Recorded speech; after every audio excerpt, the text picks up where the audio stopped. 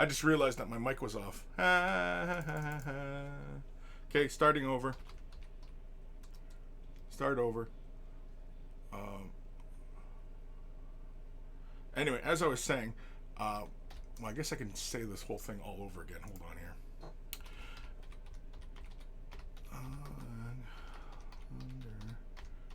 Bird. There we go. Okay, so because the whole thing was quiet, basically, we're getting back to work. I had cleaned up some other stuff off camera, just took care of mold lines and the panels and such. Of course, drilled out the gun, took care of those plasma coils. You can see there. I didn't fret it too much. I mean, visually you can kind of see where the mold line still is. I'm not too worried about that. Drilled out the barrel. Wasn't too sure what this end thing was, if that was like another barrel, but apparently I looked at the miniatures and apparently that's just a doodad at the end of it, so left it as such. I was tempted to drill out the vents on the side of the gun, but I don't really feel like that because I'll probably end up messing that up, or this whole surface might become weak and cave in kind of thing. So, because like this stuff is solid, but it bends. It has a little bit of flex to it. So there is that. But otherwise, all the parts are cleaned up. We're going to use 2-part epoxy to work our green stuff. I'm probably going to start off with the backpack, sculpting a little Thunderbird on the back of here. And then we'll carry on to the shoulder pads. And yeah. And where's my good reference material? There we go. Yeah. So basically, I'm doing a Thunderbird. I'm doing an, if you're curious as to what kind of Thunderbird I'm doing, if you look up Anishinaabe flag or Anishinaabe Thunderbird, I can put a link. I think in the last episode, I think I put a link to the artwork that I'm using. So, yeah. That's the plan. Old man, hey Chris, how you doing today, buddy? I'm doing pretty good. We're just working on McFarlane Marine. We're gonna get started with some sculpting, and yeah, I want to clean off my area though, because the area is dusty and dirty from all the cleaning. So I'm gonna quickly do that. Yes, I could have done this all off camera, but I didn't, because I just didn't. See, even the little base here is covered in debris. So, it's all over the place. It's everywhere. It's everywhere. So let's quickly clean this off. Let's get to work. Let's get to work. Get some of these tools out of here. I don't think we really need these. These files. Sanding sticks. There we go. There we go. All right. Grab some Windex.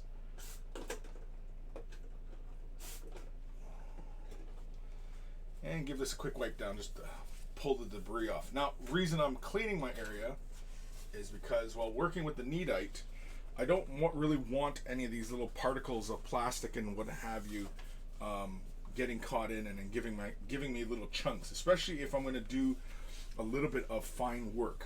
Now, I am, by no stretch of the imagination, a master at sculpting. I am not. Believe it or not, I am not. So, got a little bit of clean water here. I changed up my paint water, and so it's mostly clean. So we'll use that just to keep things moist. The other thing I highly recommend is find yourself some chapstick.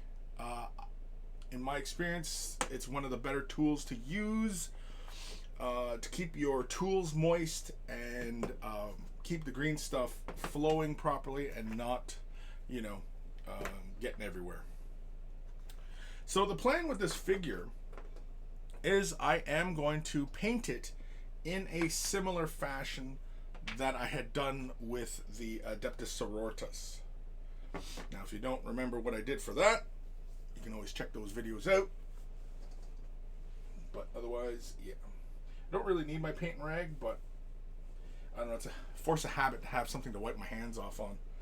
I just wipe my hands off. Get moving. Alright. So, how do we want to go about this? I really don't think I need that much, because I think basically, ideally, I probably should kind of sketch out where I'm going to place the icon. Smart money says that that's probably the better route to go, is to kind of sketch out roughly where you want the icon to be. Now, to the official design, it is a circle with the bird in the center. I'm going to forego the circle and just concentrate on just creating that little Thunderbird.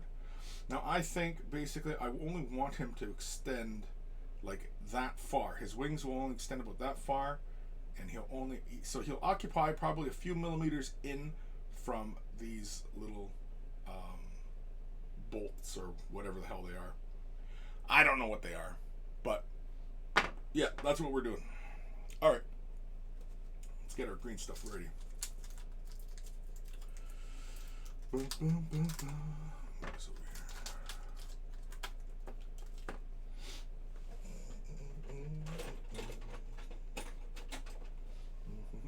She's an X-Acto blade. Dunked in a bit of water just so this green stuff doesn't stick too heavily to it. The blue I find very sticky, the yellow not so much. I don't really need that much, but we're going to be planning on using a fair amount, so I am going to cut myself. Not going to cut myself, I'm going to prepare a nice amount here. So oftentimes what I do is I cut it, and then I roll it into a ball, and then try and guesstimate, approximately how much yellow to use. And that's pretty much how I go about it. Roll this back up. I'm going to give this a little roll as well so it fits back in the tube properly. It's also leaking out from the bottom. Probably should have just moved it. Either way.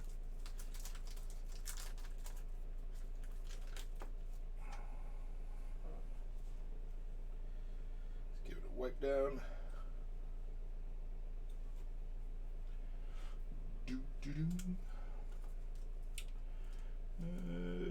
Right around there, I think, feels appropriate.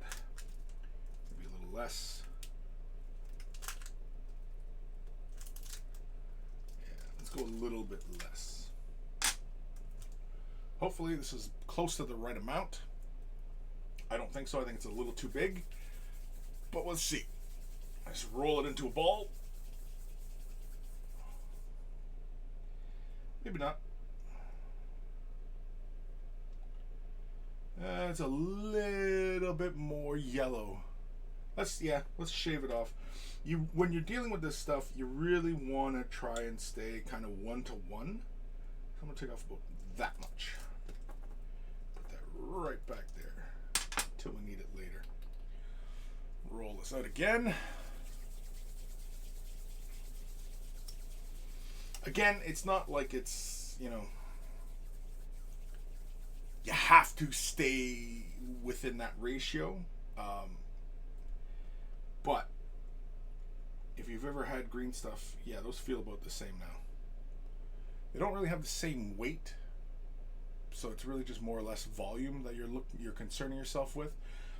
You can also see a little bit of chunk of plastic got in on there. I'll try and pick that out after. Put that right in there, just like that. Just like we're rolling a doobie here. All the young people out there are like, what? Roll a what? A what? Roll a what? All right, we're gonna put this back in the tube for safekeeping.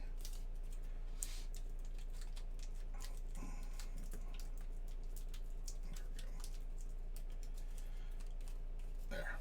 So now it's all back in its tube, safe and sound. Do we really feel like plucking this out? Yeah, we will. Just like that. There we go. Okay, so we have our two little balls,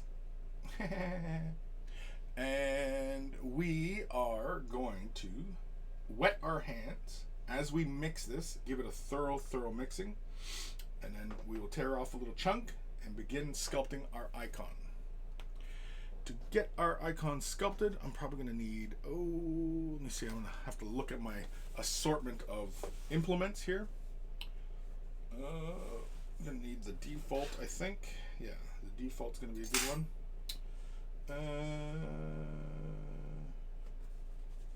Which one has that chiseled bottom?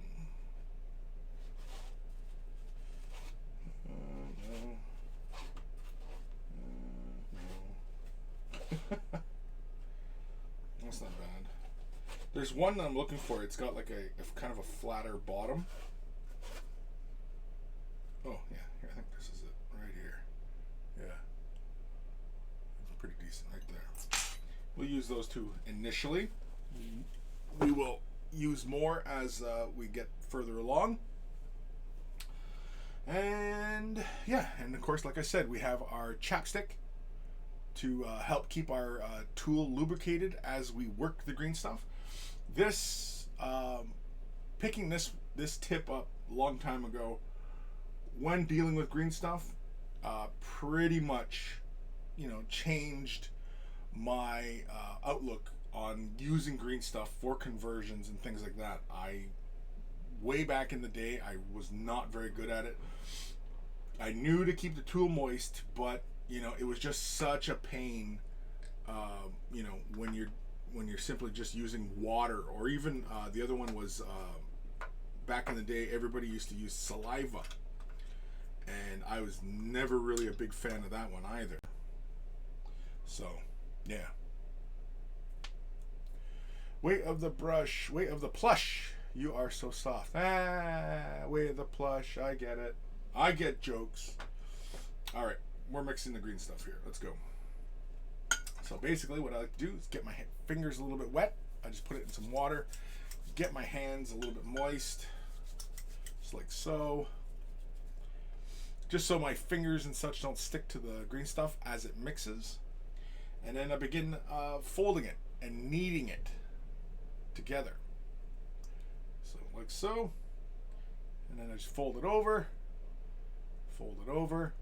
squeeze, and I just continue to do this until it is a thorough, even green color, right? Because yellow and blue make green. All you painters out there should know that. Yellow and blue make green. As soon as you start feeling it stick to your fingers, get some more water. This stuff, it really can't be over moisturized with water. This stuff will cure in water. Like, you can just chuck this into water, it'll cure. It'll still solidify. So you can't hurt it with water, so don't worry. And water's a good way of keeping the green stuff smooth as well. And when we're dealing with small stuff like this, well, it's not really that small, but when you're dealing with small stuff, yeah, keeping the green stuff smooth, oh yeah, very, very important. It'll make your life a lot easier working with this stuff. For a long time, I was actually pretty, cautious about using green stuff. Because I wasn't used to the material, and I used to do a lot of conversion stuff, but I don't ever really used green stuff to gap fill and things like that. Like I really wasn't trying to be deliberate and sculpt actual items. Whereas, like, for example, this is an old conversion I did way back in the day. This is a Necromunda bounty hunter, and this is really like one of the first times that I really started to get into doing more green stuff. Yeah, so he's my Necromunda bounty hunter, but he's obviously an old Imperial assassin. I don't think I cut anything off the assassin. I think I just added green stuff to him. That was it. Nope. Yeah, you see it's already starting to stick to me here. It leaves your prints and everything behind. Anyway. Keeping things moist is like the biggest thing about working with green stuff. So that doesn't really stick anywhere you don't want it to. I think this is thoroughly mixed. So basically all I do is I just fold it over, apply pressure, and then fold it over again, apply pressure, you know what I mean? Fold it a few times, and then apply pressure. That's it. I've seen a few where you, like they say to twist it or whatever. Yeah, that works fine as well. You can just sit there and twist it, and I prefer back in my college days doing pottery and stuff like that, and kneading the clay before you start working with it. And so it's just, similar process. It's just, you fold it over, apply pressure, fold it over, apply pressure. Right? That's all it is. It's not very strenuous work. Just, fold it over, apply pressure, fold it over, apply pressure.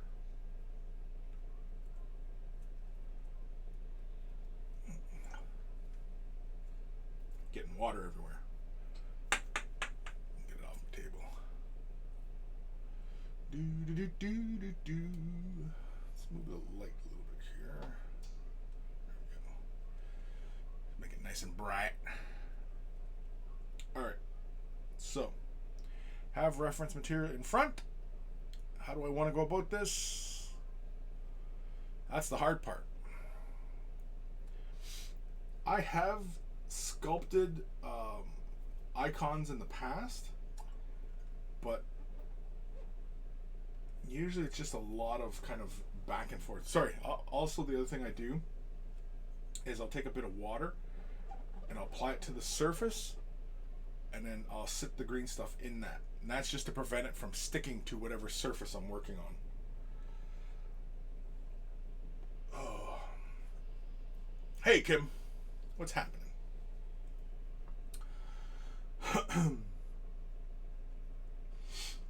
Yeah, I probably should have drawn this out. You know what? I'm just going to roughly draw it in, just so I have an idea on where I'm going with this. Does this pencil work? Not really. Is that the only pencil I've got here? Yep. Okay, well, I guess we're roughing it then. All right, I don't have a pencil at my desk. Oh well.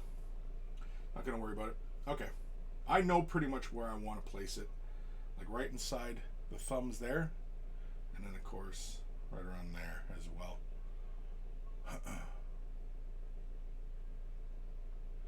Kim, are you sculpting it onto a piece of plastic so you can bend it over the shoulder pad after? What? No. Sculpting it right onto the surface. It's not that hard. Just the only thing is that I'm just kind of trying to figure out. I think what I'm going to do is I'm just going to block in the shapes and then make my lines with my tools, and then just basically kind of work that, flatten it out. It might end up getting distorted, pushing a little bit further, so I got to try and allow for that. I also don't really want it to be very high relief on the surface. I actually want it to be fairly small and close to the surface. So it's really not going to be a lot of green stuff we're going to use. Got to wet my hands here just to make sure I'm not sticking to the stuff. I honestly think I only really need about that much. It's about bigger than a pea. It's almost a bean size. This is probably even too much right here. But yeah. So I think what I'm going to do is I'm just going to slap this right on and then just start moving the material around. I probably shouldn't spend too much time because, again, once you've activated the green stuff, the curing process begins. But, we should have plenty of time. I think the working time for most kneadite is an hour or two you get. So, yeah. All right, I'm just going to quickly just use my finger here and just wipe down the surface just to make sure it's clean and free of oils. Just like that.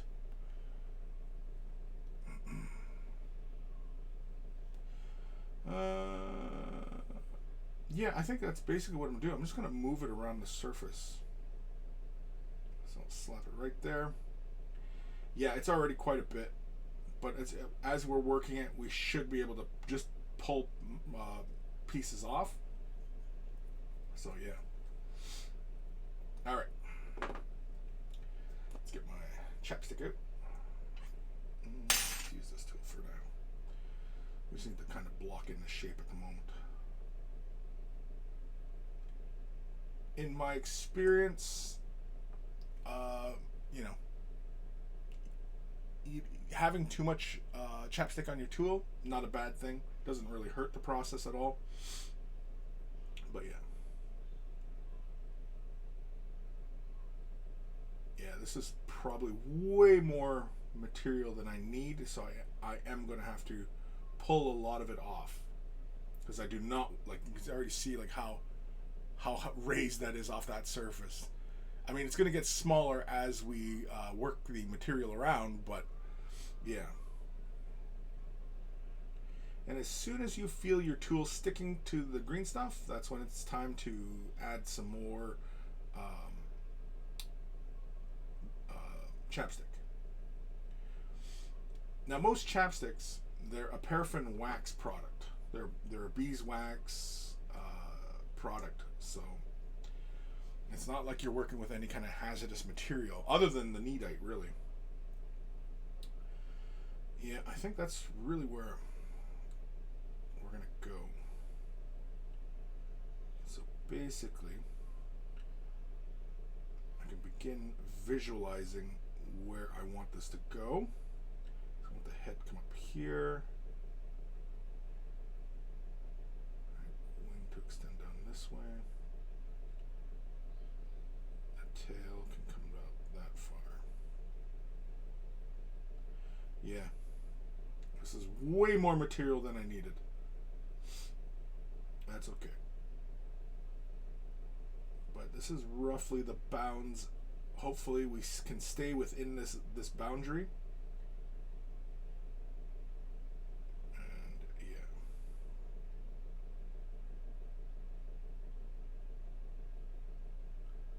Hopefully.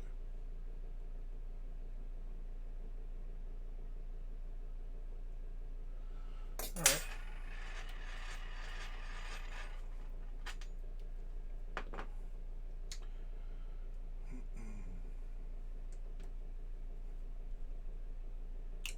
Da, da, da, da.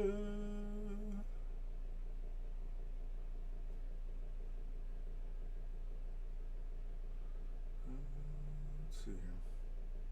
Yeah, I think basically what I'm going to do is, as I'm shaping it, I think I'm just going to draw the excess green stuff off. My mouse is over that. What the hell? Kim, I like the Sculptor's Vaseline. It's a fair bit harder than normal Vaseline. Not far from those lip things you use. Yeah, chapstick? Yeah. It's probably all it is. Sculptor's Vaseline is probably just chapstick. Probably just doesn't have the nice fruity scents.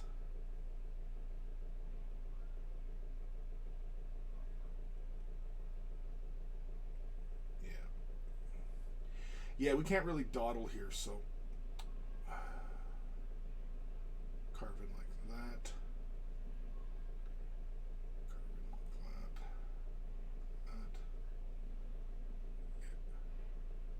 Pull that right off. There we go. See? Just pull that little chunk right out. And it'll all start to make sense, more sense, once I, you know, really start getting into the design. Of course, I mean, it doesn't have to be a one-to-one translation of the design either. We can pretty much make up whatever we like, because again, this is a work of fiction. The inspiration is the official design, but it doesn't have to be 100% accurate.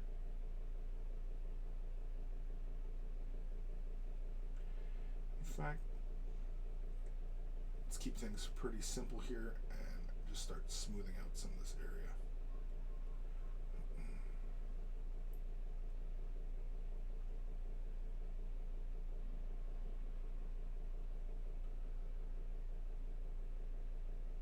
Again, right now, I'm just kind of roughing it all in. Just trying to build up the boundaries.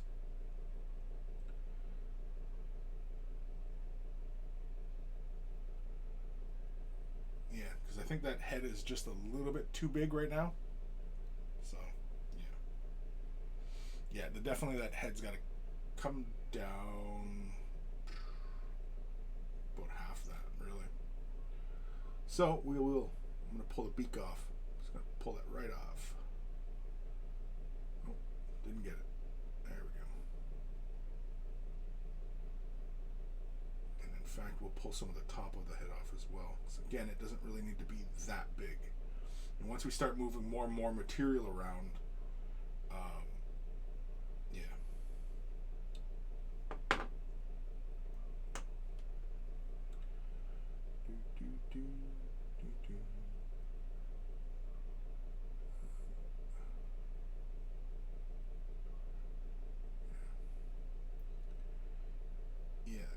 this, got to come like that, and then that comes extending downwards like that. So yeah, the shoulder's actually quite small. Let's fill that in.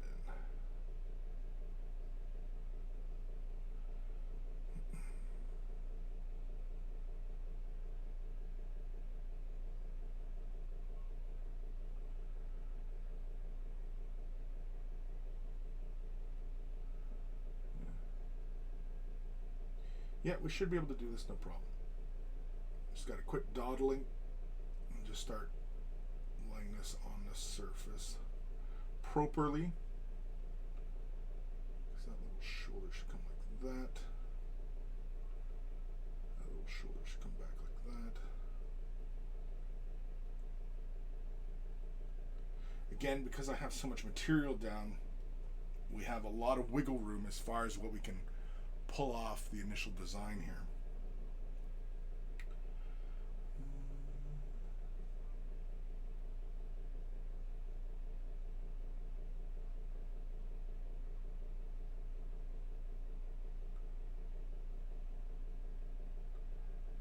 So, yeah, it's right around here.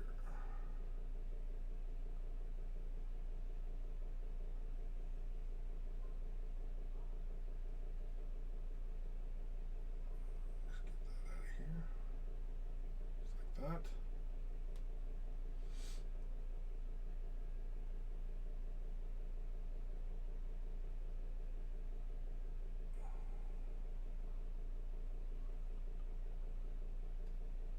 Go. Yeah. We're starting to rough the shape out now. There's a little bit of green stuff stuck on the tool. You don't ever want green stuff to cure on your tools, just because it's a pain in the ass to clean off.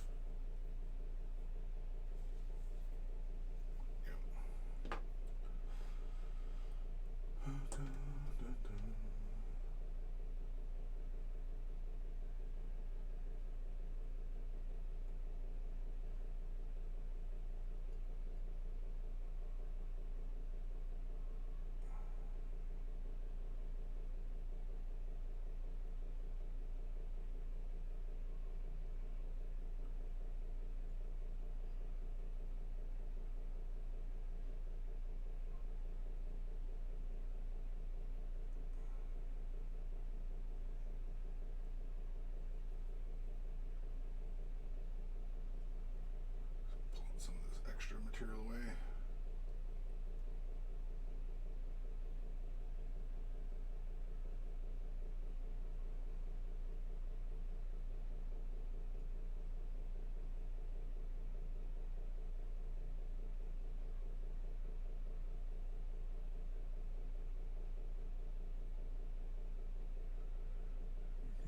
You guys can kind of see what I'm doing there. So if you know what the source image is, you can see how now we're starting to get a little bit closer to our desired result. We're not there yet. We're still just roughing out the shape right now. Is this the most efficient way to go about sculpting something like this? Probably not. But it's how I'm doing it. And is my way the best way? Probably not, but it's how I'm doing it. Mind you, again, like I said, I don't do a lot of sculpting, so, you know, I'm just trying to even some of this out, just so I know how much material I'm working with here.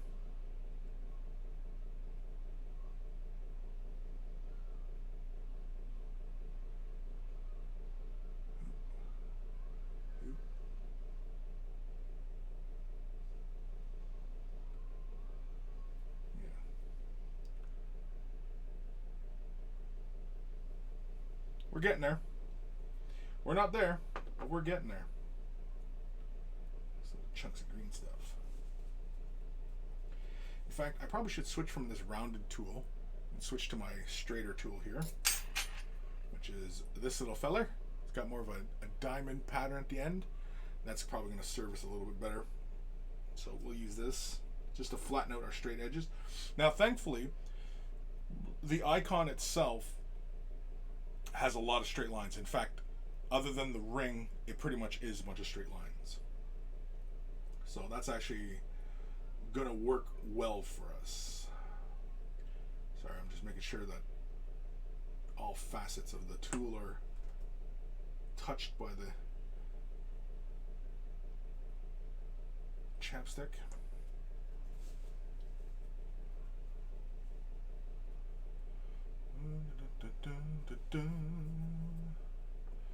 Kim, maybe I try and master sculpting when I feel I have mastered painting. Well, that's never going to happen. You're realistically, like, nobody really masters anything. People are more proficient than others at it, but is there anybody who's really a master at every aspect of painting or sculpting or any art form? Unlikely. So if you're going to start sculpting, start now. Start now. Start doing it now. Don't wait. Don't make excuses. Start now.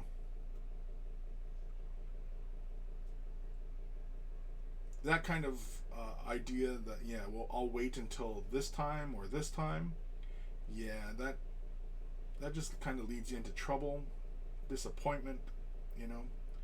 Like, why am I not at this level? Well, because you weren't practicing. And honestly, we're not getting any younger, you know? That's why it's so funny? Yeah. Alright, let's make this little beak. What's the shape? Shape's like that. Oh, if I was really clever, I could just do it in a single scoop. Like that. How's it go? Oh, like that. Yeah, something along those lines right there. Just pull that material out. Probably gonna need probably my X-Acto blade to pull that off.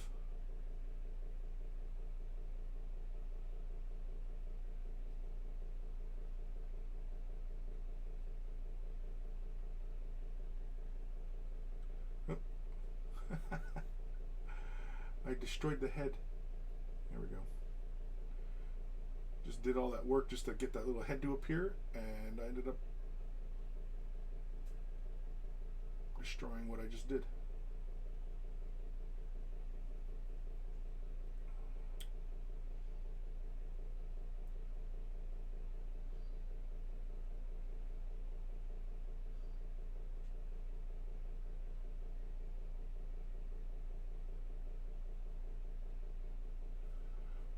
Let's make sure we have good contact here with the surface.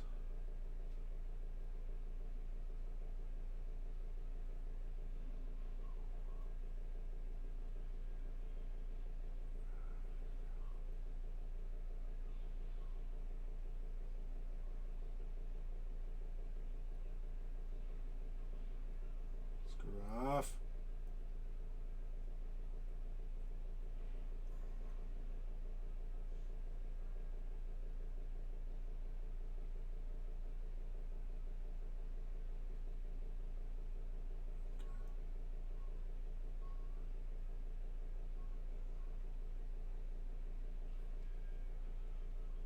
It's a little bit better. It's a little bit closer to design. Head sweeps just a little bit too far back. Just like that. Just a little too far. There we go.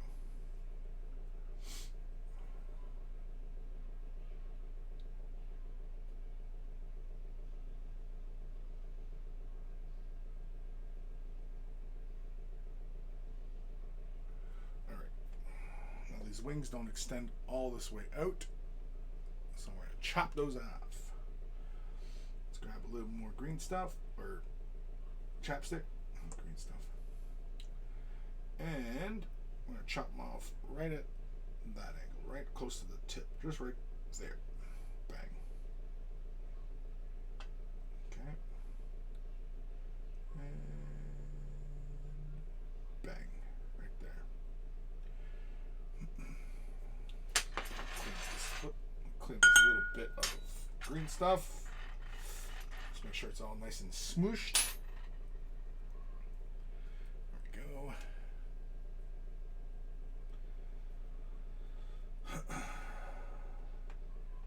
Yeah, see how there's green stuff already sticking to my glass? Somehow it rolled and dried. That is a pain in the old buttocks. There we go. Got it. Again, like I said, I always wet the surface. Let me just make sure my green stuff doesn't adhere to my work surface. All right.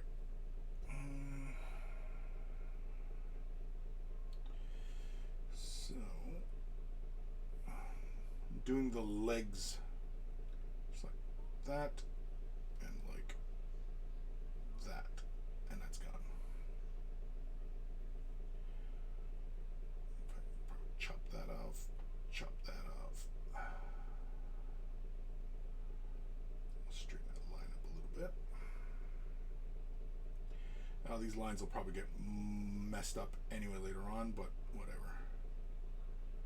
So I'm trying to do it like that and like that, and there it goes. Okay. We're actually making progress here. And the rough outline is fairly close to what I want. It's not, we've got to refine it more, and then of course we add the little details and such into it.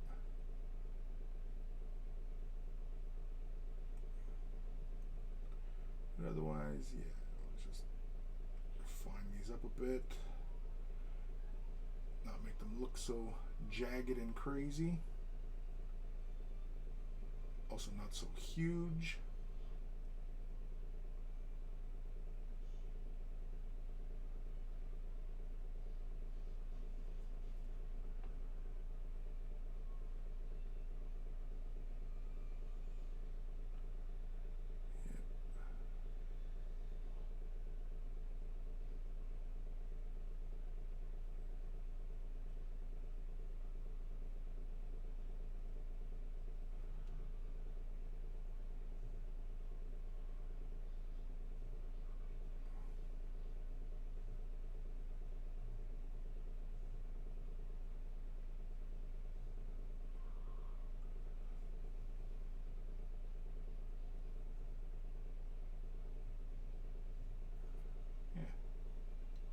We're getting a little closer to our icon now.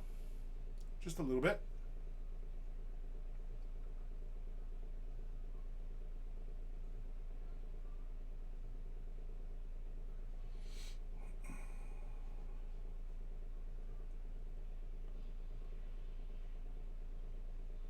It's still a little bit thicker than what I initially was thinking, but for the most part, I'm okay with that. For the most part.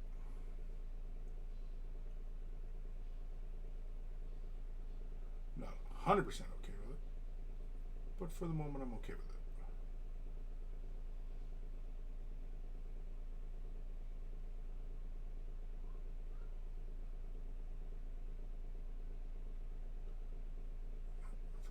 Too much material there. Try to move that back in central.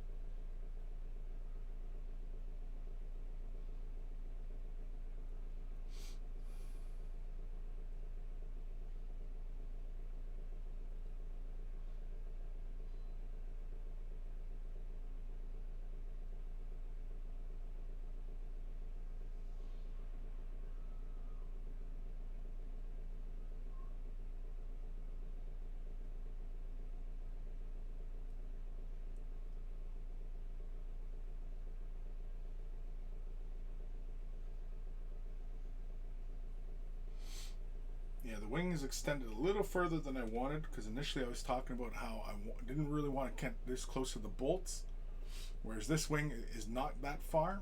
So I think we are going to try and stay within that curvature. Again, the situation evolves as you work the material around, and also because I really didn't sketch this out onto the surface. So yeah,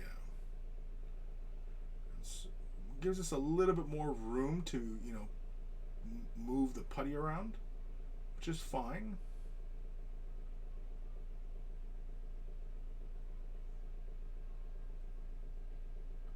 Which is what I'm doing right now. I'm just kind of moving it around, evening it out as best I can.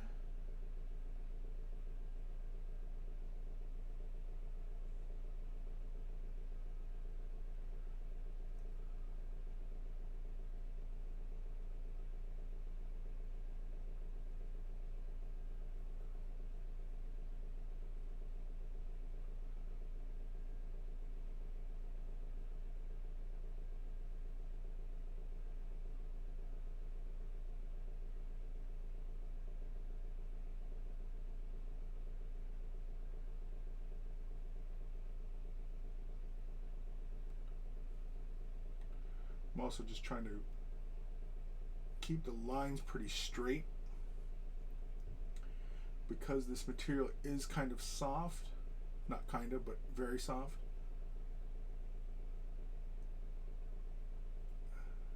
It can deform and dimple. I probably shouldn't fret too much over, making sure that the surface is smooth. I just really should just make sure that it's mostly even, because once it cures, I can always, cut into it and what have you. Anyway, all right. So let's get to. Is that green stuff? That's green stuff.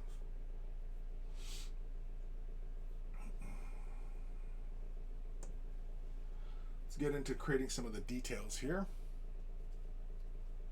So basically what we're going to do is we're going to start off with creating this little triangle in the center. Probably should switch to a sharper point.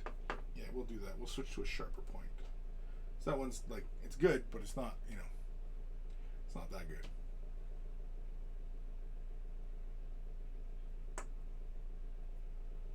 Because basically what we're going to do is we're going to draw some fine little lines in this, right? Because in the symbol, there's like a triangle in the center. So, yeah.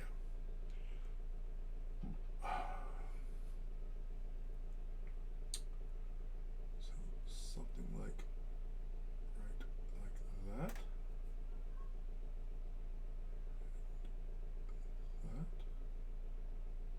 And that. Try and keep it central.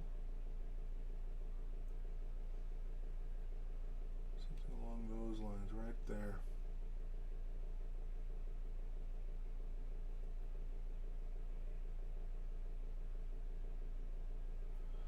Just like that.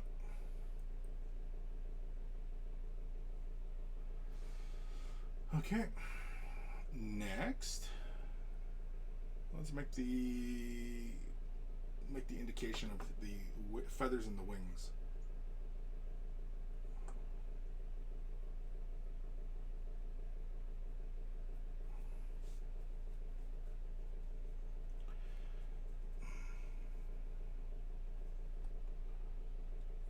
Start with this one here.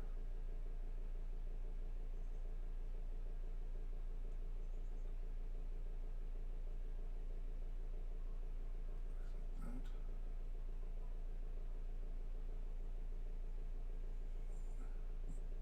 One, two, three. Something like that.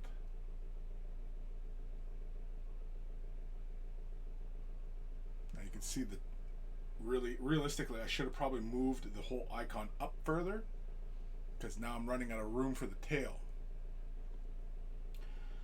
I mean, I could just as easily just scrape all this off and start again, but again, we're running out of time with the green stuff, and we've already been goofing off with it a lot already.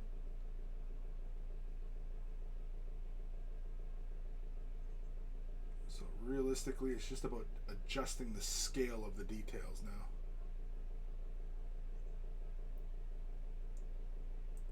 And realistically, I think this line should come up to about there, really. Yeah. That line should meet the inside of the torso. And the feathers. Well, I guess the tail can come down more because I have the tips of the wings coming close to the bolts. The head's not really that far.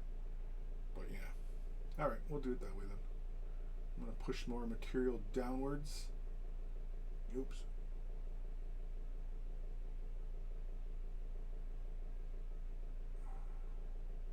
Oops. Gotta be careful of your angles.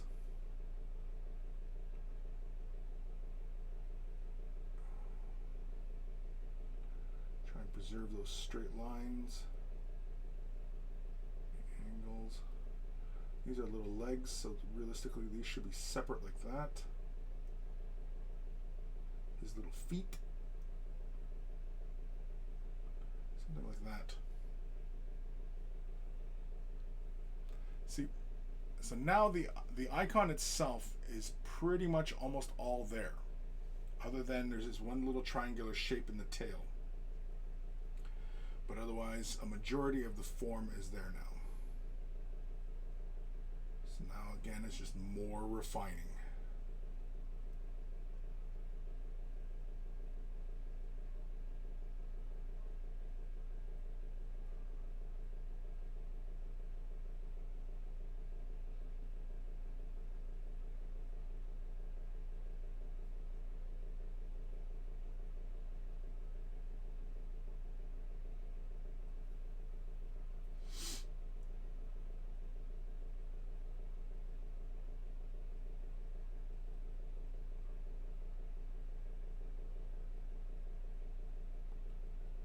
See, as I work the green stuff around,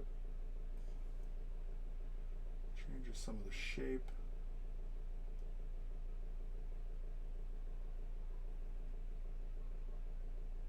Trying to preserve these straight lines.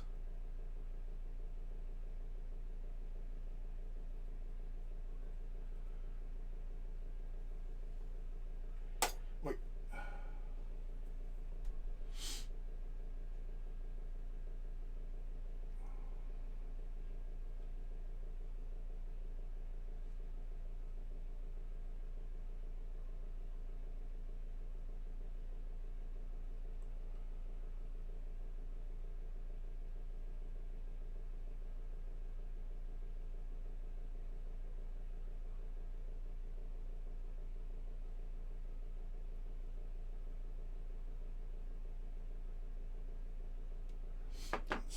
I can feel it sticking.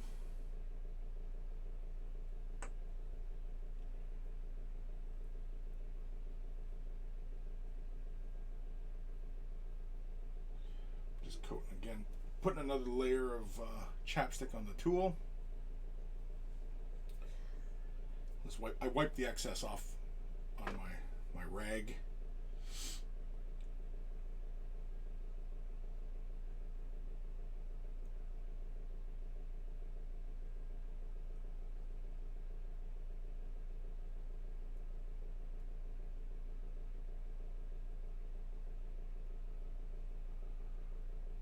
Make sure these lines all stay nice and straight.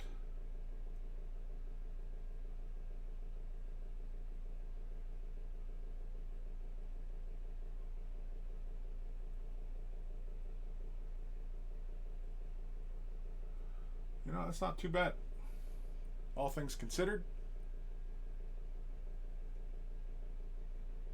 I just got to refine those wings and the triangles in the center, but yeah, I'm pretty okay with where that's at.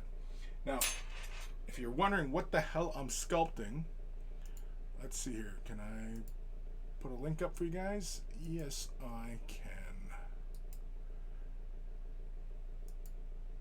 This is what is serving as the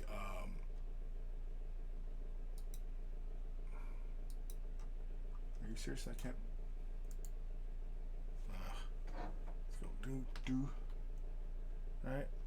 And that's the icon. That's what I'm sculpting. For anybody curious. I'm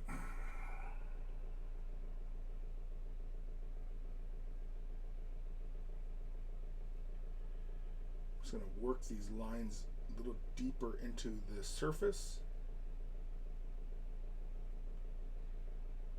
Hopefully without destroying anything.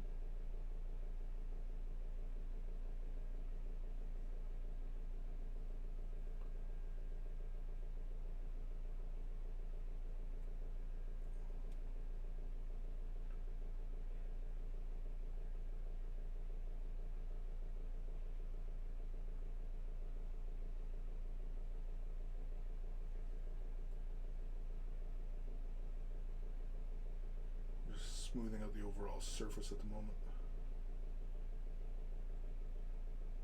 This is the first time I'm actually kind of getting a close-up look of what I'm doing. So yeah.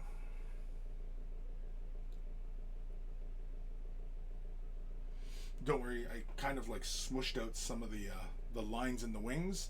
That's fine because they were just more or less a guide, just so that I had all my perspectives correct and everything like that.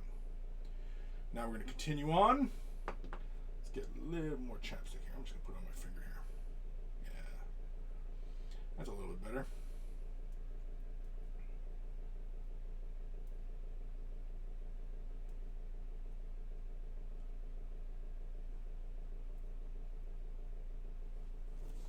Now, believe it or not, I have kind of given some thought as to what the squad marking will be. So, yeah. So stay tuned for that. Again, the whole vibe with this custom chapter is that it's, you know, kind of Native American vibe. For anybody who's wondering what the vibe is, that's the vibe.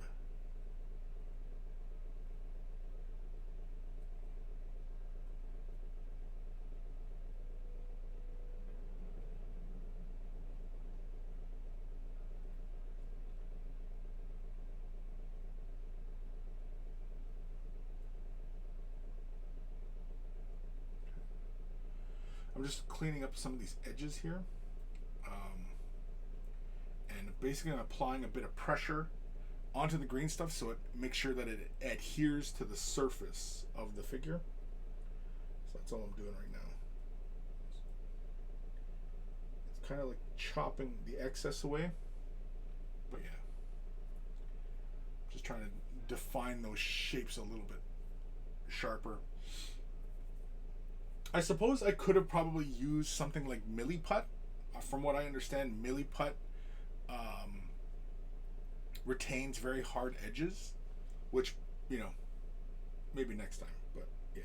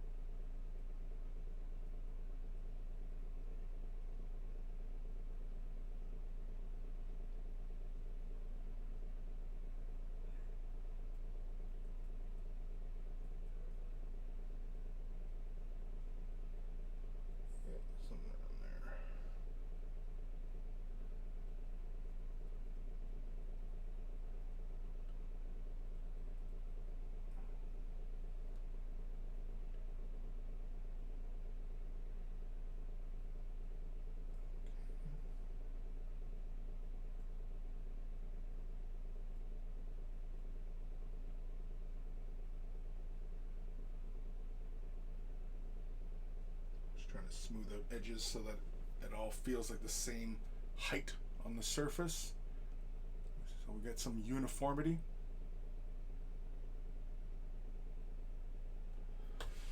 Kim, I used Milliput earlier today. I am doing the bases of my skeletons, and I used Milliput to sculpt the brick road on the bases. Cool. Like, did you sculpt it, or did you use like one of them rolling pins?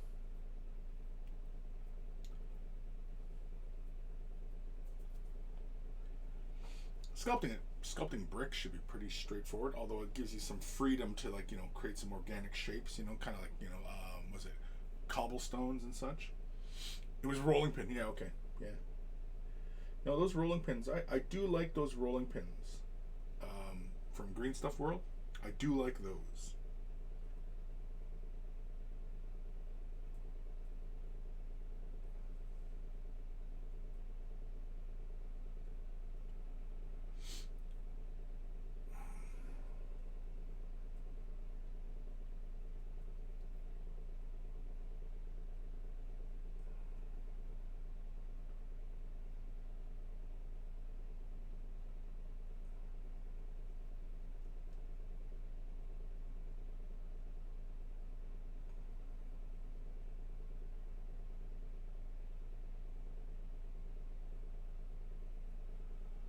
Okay.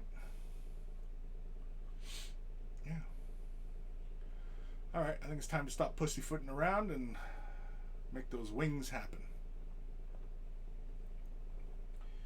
I got a feeling as I cut into the wings, they're going to end up getting extended a little further out. But again, I tried to compensate for the amount of material moving around to, kind of even everything out. But yeah, I got a feeling I'll probably end up having to cut some of the wings off, because the body lines here are a little bit too thick around the triangular form.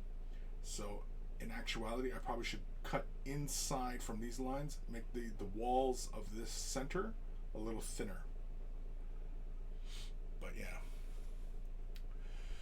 Kim got both the cobblestone and brick road and even flagstone, but they have tons and adds more of the adds more all the time. The latest was a dragon team 1 to go with the new Stormcast dragons. Cool.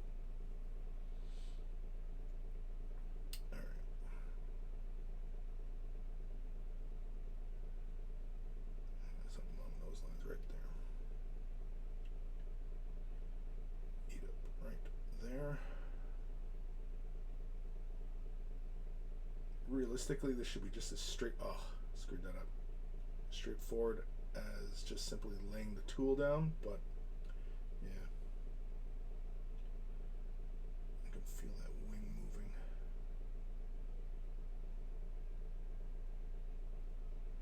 So these are a little too thick. This one here needs to be over here. That way, that preserves that thickness. Chop wing. Yeah. Just getting a little bit more thickness out of that.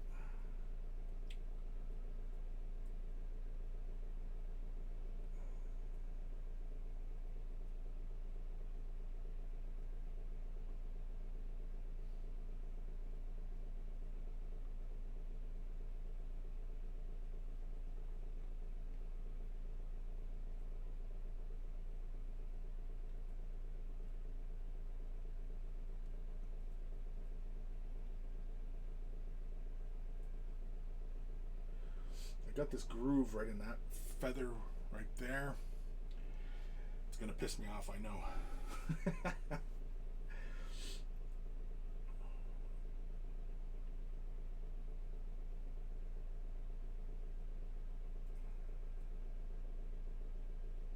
trying to move some of the material up the wing so I don't have to thin them out too much.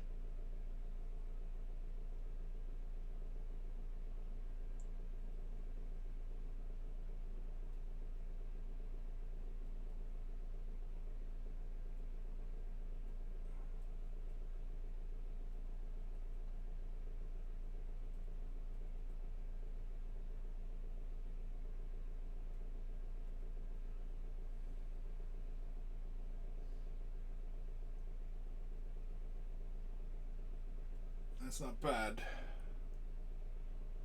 The line right there is a little dented.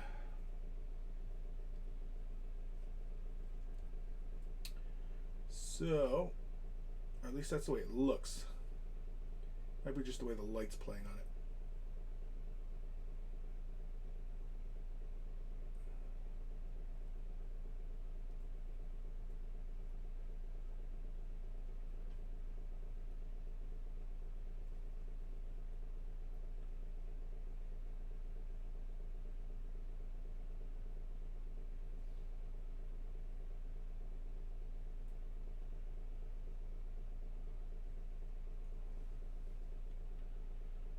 That's not too bad.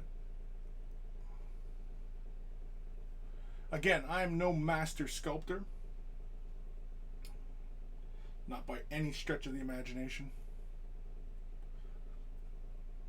But it is always something that, I'm always curious about.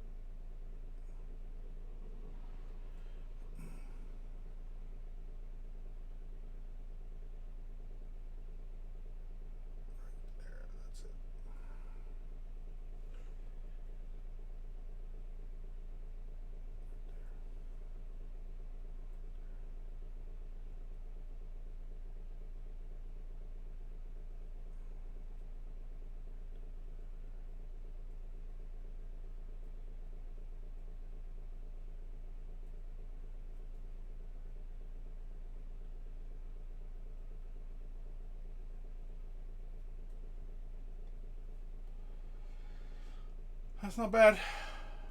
We're almost there. We're getting there.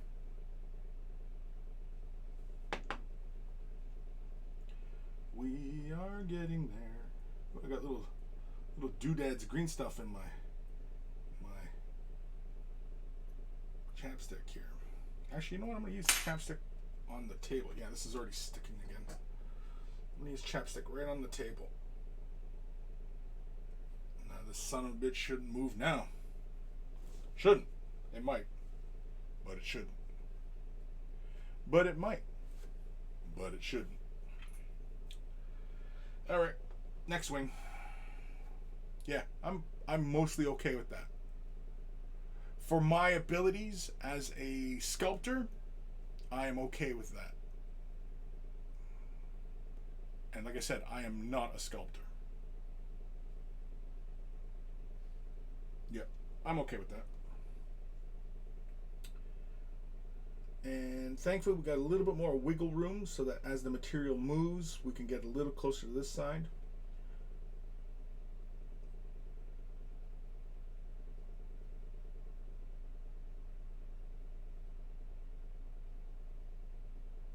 Try and keep things even.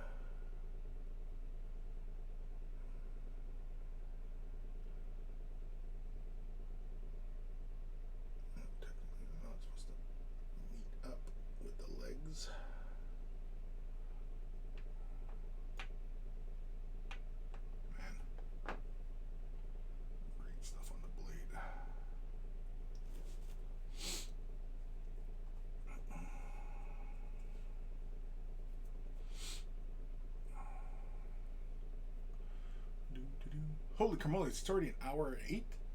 Jeez Louise. We better hurry up. Hurry up before it's dinner time.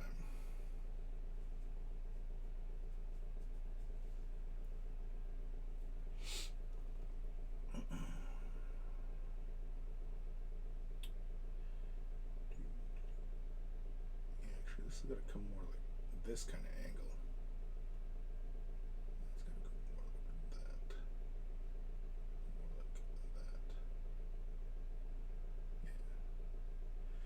That's more like the angle there.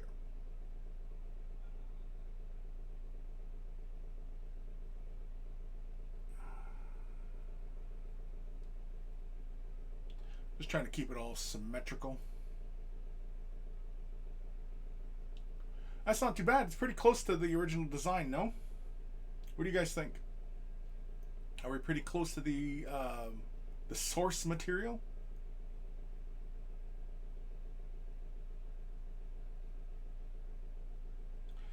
Even, oh shit, I hit that.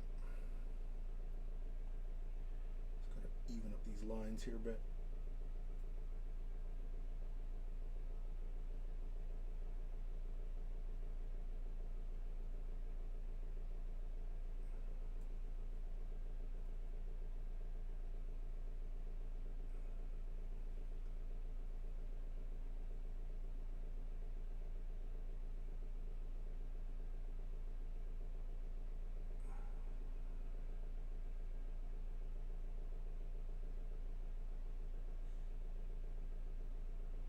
That's the other hard part about sculpting, is like once you've gotten something, the hard part is to stop and quit monkeying with it because otherwise you're just going to end up marring up what you've previously done. And yeah, it's you know, it's the same kind of thing with painting, right? Like, you know, you got to know when to stop while you're ahead, kind of thing, you know.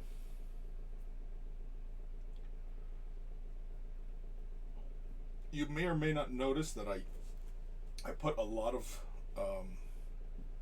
like, I use a lot of chapstick, and that's because, again, you do not want any green stuff curing to your tools, because it's just a pain in the boom.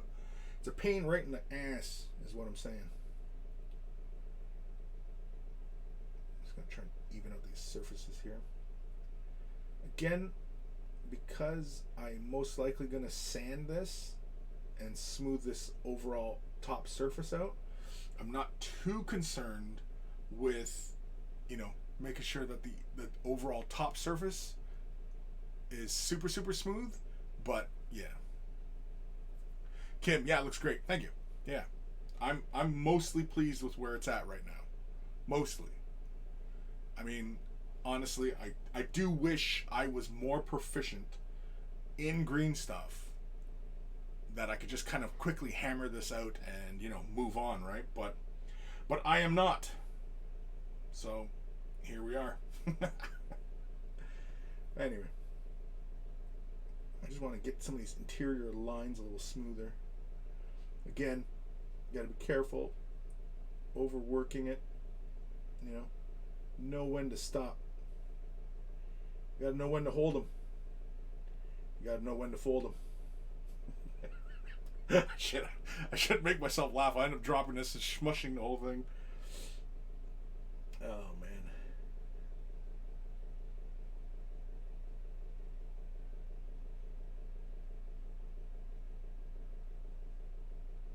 Mind you though, I suppose if it does have like irregularities in its surface, I could always just, you know, paint those to make it look a bit like stone, and I can make these kind of look like they're maybe like stone. Maybe, possibly. Who knows? Hello?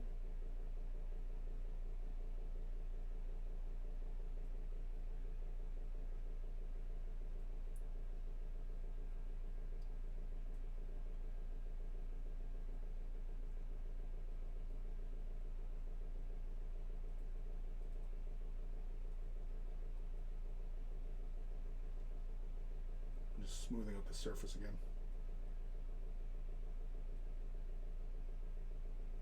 Oop. Now that I've said making it look like stone, I kind of want to put like little cracks in. I don't think I'm there yet for that kind of thing, but yeah. Now the tail's bugging me because it's not quite as even as I'd like. I do want to bring some of these details inwards. In fact, I'm going to shorten this right here. There we go. Technically, these don't really have to be that long on the figure itself. They're just more or less indicators that they're wing or legs.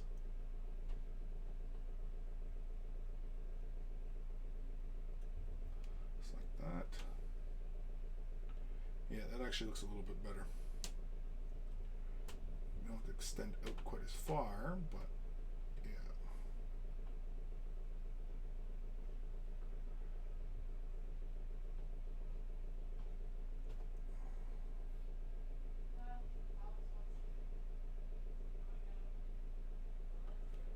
There we go. Yeah, I think it's just easier to just kind of lay the material down and then just kind of push down and scrape away, you know, what's there. Pretty much the easiest route, I think. Bring more of the tail this way.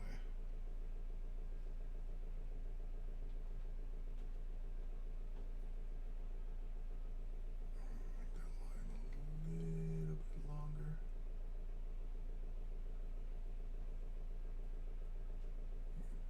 There we go. It's not great, but it's not bad.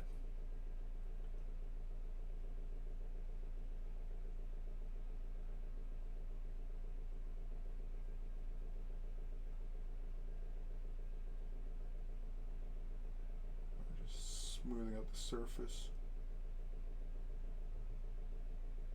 Just making sure I got some nice, straight, hard edges.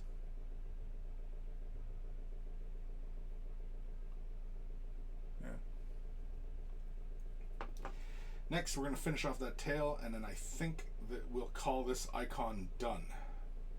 I mean, I can sit here and fart with it until I'm, you know, blue in the face, but I don't think that'll do me any good. I think I'll end up just kind of messing it up if I continue to do that.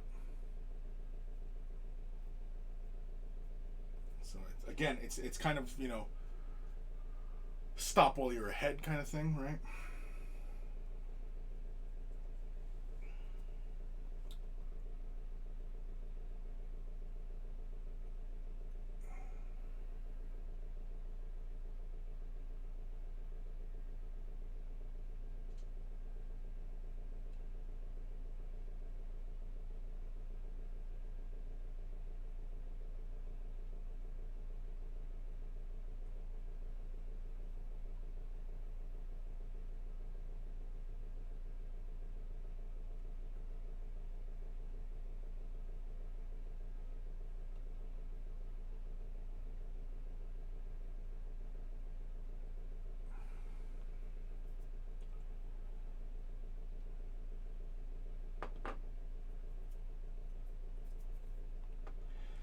All right, let's see. That triangle in the tail, it runs just like that. I think once we put the triangle in, I think I'll be able to move it around a little bit better as well. So the triangle goes right around here. And like here. And right like that. Goes like that.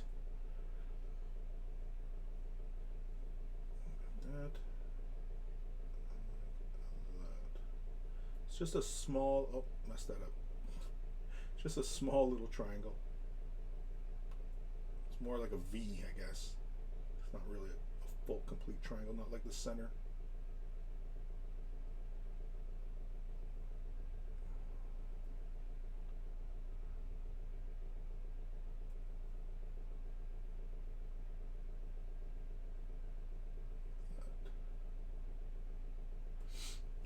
If I was more proficient in green stuff work, this probably would have went a lot faster. Maybe next time. Maybe next time. Oh. Just smearing more green lip balm down. Let's make sure our tool's nice and moist. It's moist. Why do people get uncomfortable with the word moist? Why is that? I've never really understood that one. Why do people freak out at the word moist?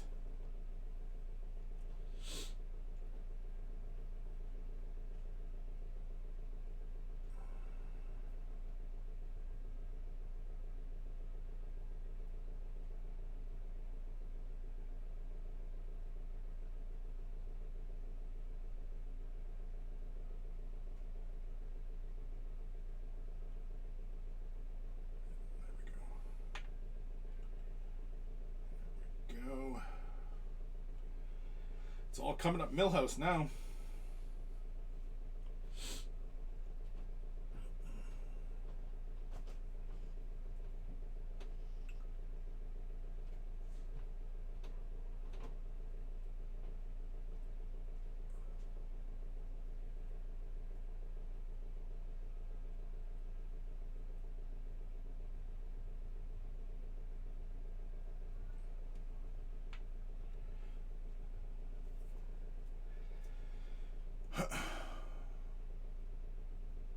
Looks pretty close, right? I think so. So, let's just do some final smoothing of the edges and refining the shape. And I think think we can move on to the other details. I also had an idea while we were sitting here talking of changing that skull on the chest. What sort of skull should that chest skull be?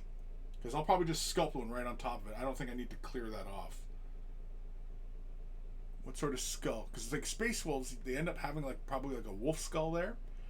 So, I mean, I could put a wolf skull there. It wouldn't really make a big difference as far as like, you know, themes are concerned. So, yeah. Anyway. I wonder if I should use a different tool. Something bigger and broader. I've got something that is bigger and broader. I've got this guy. Where's the other one? Oh, it's got this one. Oh, this one's surface is all mussed up. Yeah. This one, some of the green stuff got on it. But we could use this just to kind of smooth out some of the shape. Just a bit bigger. Nah, this one was working out fine. If it's working, don't mess with it, right? Is that what we're isn't that the lesson for the day? If it works, don't mess with it. So if it's working, let's not mess with it. Okay. Basically, all I'm going to do is I'm just going to flatten out the surface, get that as smooth as possible, and I think we're done farting around with this. It is pretty much where I want it. What side was the good side here?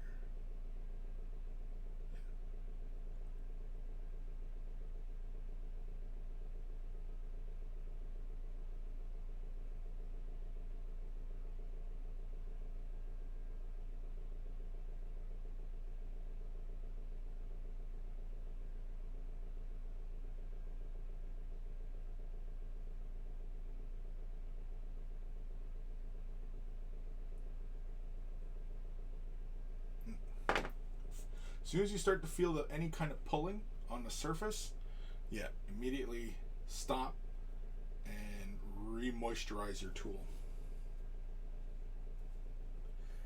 Got to keep your tools moist, people. Keep them moist.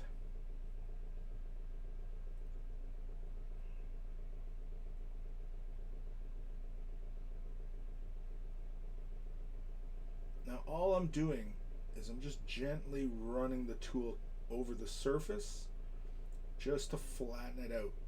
And so I'm trying to keep a fairly light hand but apply a little bit of pressure.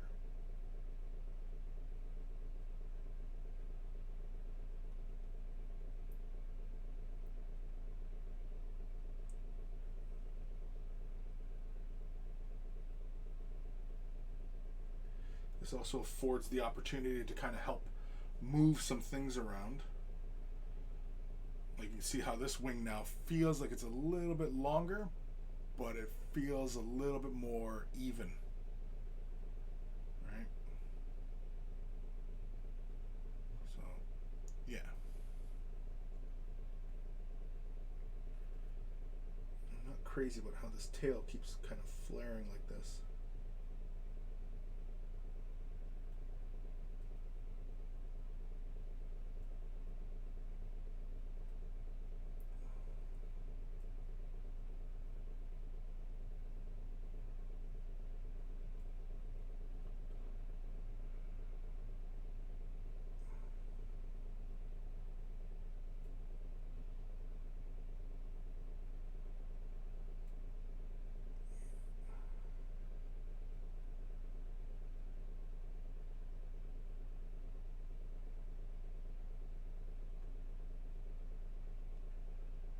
Again, it's just more and more refining.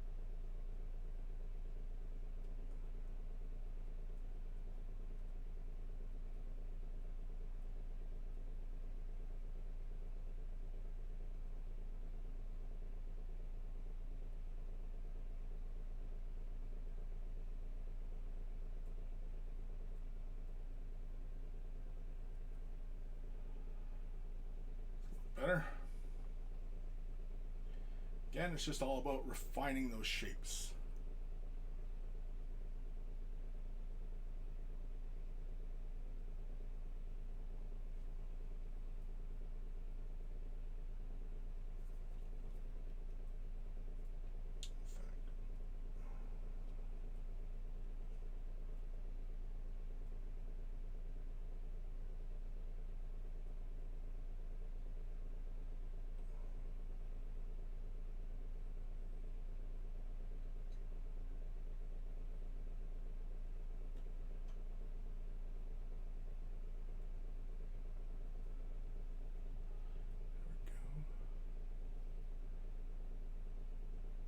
Yeah.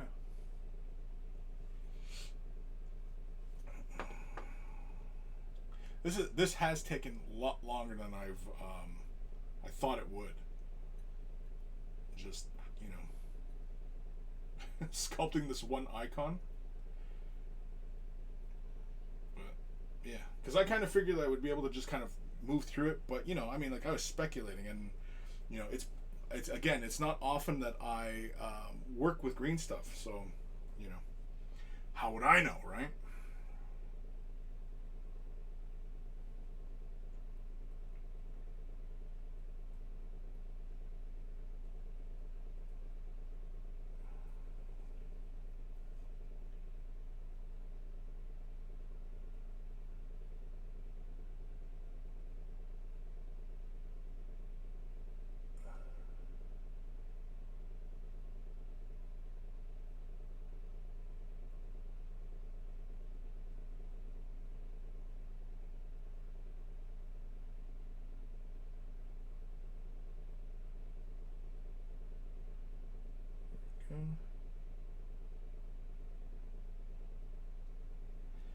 Yeah. Pretty darn close. Kim, I have been enjoying the live streams. I almost always hobby at this time a day, so it's perfect for it. Cool. Well, I'm glad. I'm glad you've been enjoying it. Hopefully, a lot of you out there have been enjoying it as well. I'm not too sure if anybody's learning anything, but, you know, it's okay. The whole point behind me doing these live streams was really so that I could get my crap done, and then maybe you can get your crap done, right? So, hopefully we're getting crap done. Maybe I should just change the stream to that title. Getting crap done.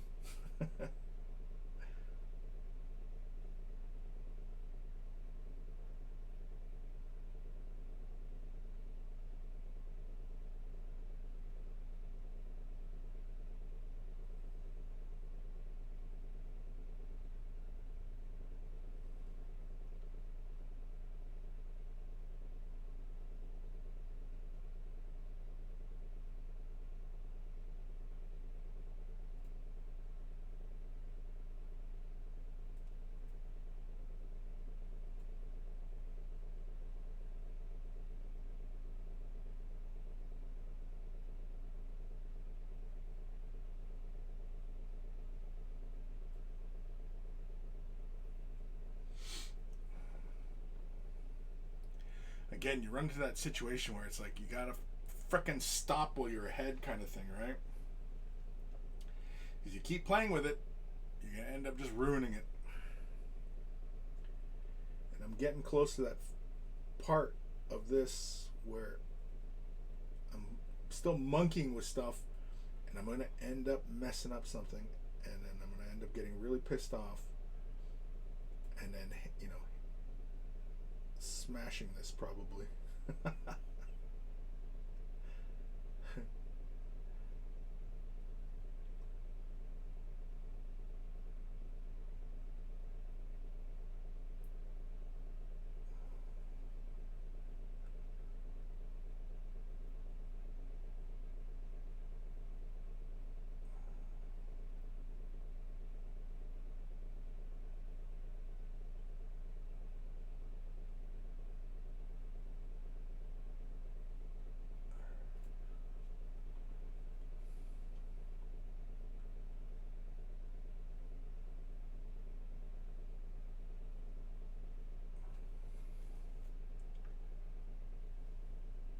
is very close to what I want.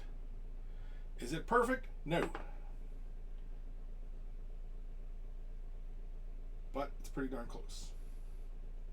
And I think I'm hitting that point where I just kind of want to declare victory on this and move on to the next piece. Which I think I will.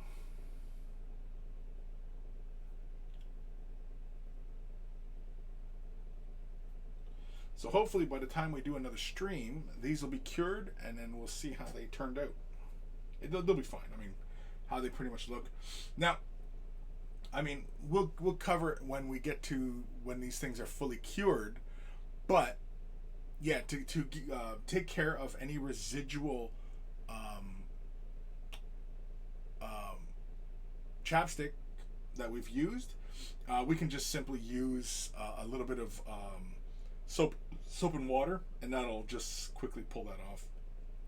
In more extreme circumstances, you could use isoalcohol, but in my experience, the isoalcohol also affects the kneadite, so I caution against that. Kim, are you doing the shoulder pad with the same icon? Yes. Yep. Yeah, this is going to go on a shoulder pad as well. Obviously, it'll be a bit bigger, but yes. And then a squad symbol will go on another shoulder pad. So both shoulder pads we're going to get stuff sculpted onto. I think I want to sculpt a skull onto this chest piece over this skull. I'm thinking maybe a wolf, maybe a bear. I don't know. Yeah, maybe a bear. A bear skull? Yeah, maybe a bear skull. I'm going to have to research up exactly what bear skulls look like, left and right kind of thing, just so I can, use that as a guide. I think, when you are doing any kind of sculpting, especially if you're borrowing from a real source, always have your reference material, in front of you. I have mine. I've been referring visually back and forth how this symbol looks. And so that's why it's pretty darn close to what the symbol looks like. I think it's pretty darn close. I don't know. What do you guys think? It's pretty darn close? Pretty darn close? Sorry, I'm just going to do a little bit more smoothing of the surface, because I still want to move this wing. I guess it's pretty even, I guess. I don't know. What throws me off is the way the light plays on the surface, because it's shiny right now. But, yeah, I think it's pretty close.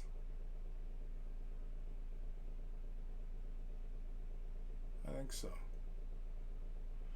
Wolf might be 2 Space Wolves. Yeah. Well, I mean, again, like the Space Wolves aesthetic, it's kind of this, more, feral type of Space Marines, right? And so I'm imagining these guys in a similar vein.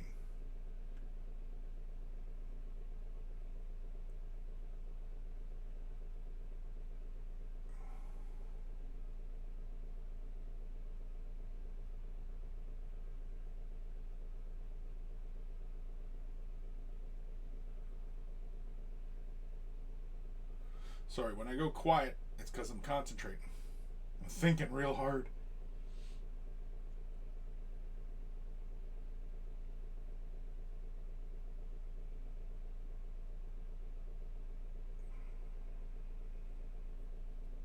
Oh, I just freaking hit that.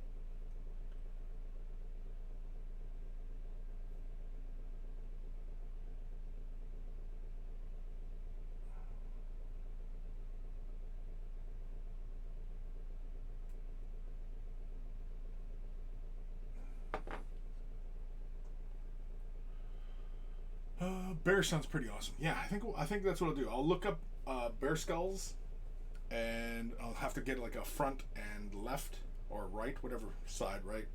And then I think I'll sculpt a little bear skull, like a small bear skull, not a huge one, just something, obviously to occupy pretty much where my finger sits, right? So something about that sized, not coming all the way down, if I can help it, but yeah, about that far. And then the other one is I want to sculpt some feathers. So I'm going to have to sculpt feathers as well. Because you can't have a Native American vibe, without a lot of feathers.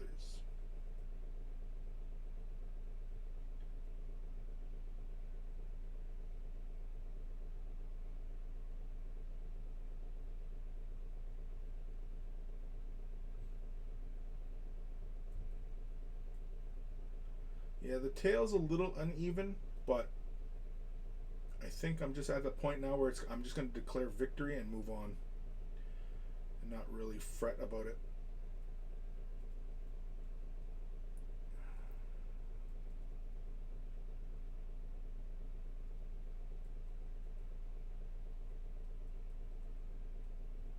That's pretty much where I'm at the moment.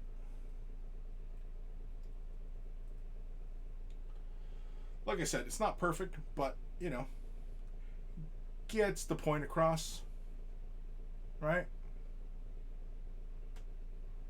I'm pretty okay with that. Looking at it up close, yeah, it's a little rough. I mean, you know, there's some stuff that, you know, obviously it could have been done a little bit better, but overall, I'm pretty okay with where it's at. And I mean, once this fully cures and I clean it, I'll probably give it a rough sand just to even out that surface. I mean, right now it's shiny as hell, and it'll probably cure that shiny because the surface is very smooth. I mean, you can see how it can reflect the light. You see how the light, that there's a circular light you can see on the screen right there. You can see it reflecting on the green stuff. That's in part because of the beeswax, and that's also in part because we've smoothed that surface right down. And when it cures, it will be that smooth. So this, if you've ever really wanted smooth green stuff, that's how you get it done, is by using this stuff. Kim, it's going to be a White Scar successor chapter, since the White Scars are based on more native cultures. Well, I mean, what's native? I mean, Space Wolves. Do you count Space Wolves as native? Because they are. So White Scars, I mean, yeah, it's a similar vibe. I mean, they're feral. They have more of a feral visual aesthetic, right? But I wouldn't but you know, Space Wolves, they would fall. I would categorize Space Wolves as native. I mean, everybody is indigenous to this planet, are they not? Old Man Logan, I like it. Well sculpted, Chris. Just imagine that whoever sculpted it was 1% orc. So it's mostly perfect. Yeah, pretty much, right? Like if I was sculpting orc stuff, then yeah, it's spot on. It's in fact it's too pretty. It's too pretty for orcs, right? But if it was Eldar, then yeah, it's abomination. It's abomination. Kim, that is great. You should see all the crappy sculpting that have been done on McFarlane Marines on the McFarlane Space Marines subreddit. Oh, really? Yeah. Well, I'll probably post there as well. I think I am part of the McFarlane subreddit for Warhammer stuff. Yeah. See, I think right now I'm at that phase where it's like, oh, I see this little corner here. Oh, I see this little detail here. And I just want to, like, you know, clean it up. But I think I'm going to end up mucking it up if I do.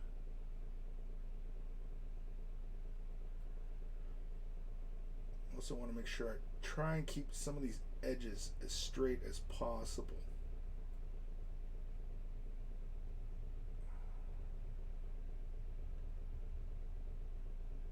Yeah, see, I'm already messing that up.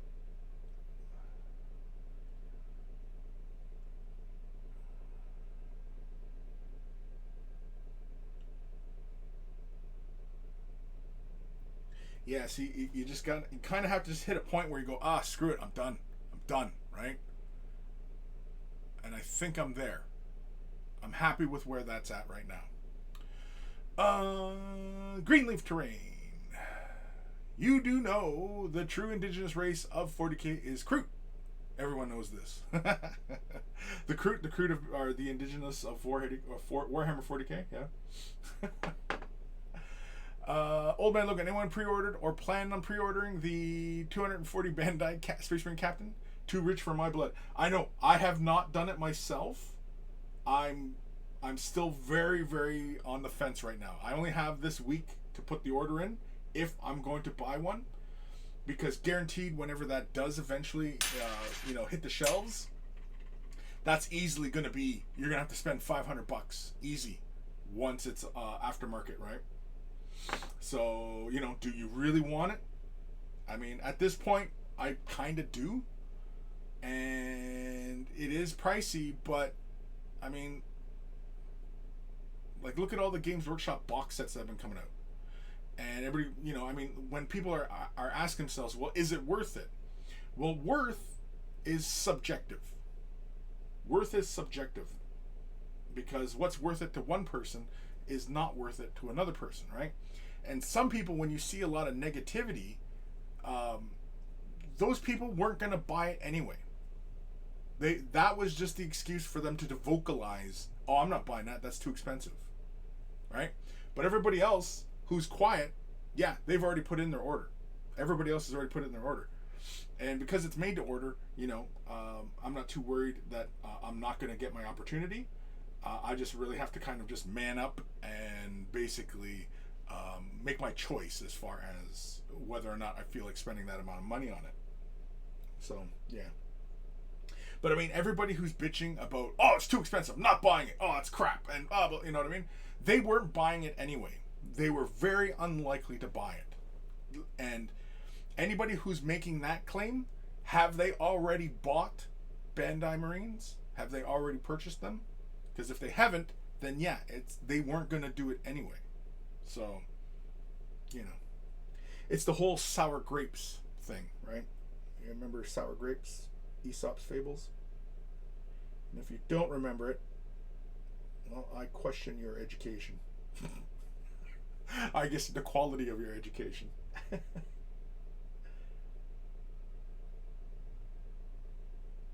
know it's a bit harsh, but it really shouldn't surprise anybody when Chris says stuff like that. Yeah, I'm done. I'm done monkeying around with that. I'm just going to end up ruining it if I go any further than that. It's even the perimeter. It's the silhouette is there. If I really want to refine that and get some really hard edges on it, I can always just razor edges afterwards once it's all cured. So, yeah, we're going to call that a win right now and move on. In fact, I'm going to put this over here for the moment. Old man, or Kim, I'm thinking on it. Was not at first, but it's tempting. I know, same here. But I mean, like, personally, I don't really spend a lot of my money on 40K stuff or a lot of Games Workshop stuff. So this kind of expenditure doesn't really make me concerned. So, yeah, just shut my door over, honey.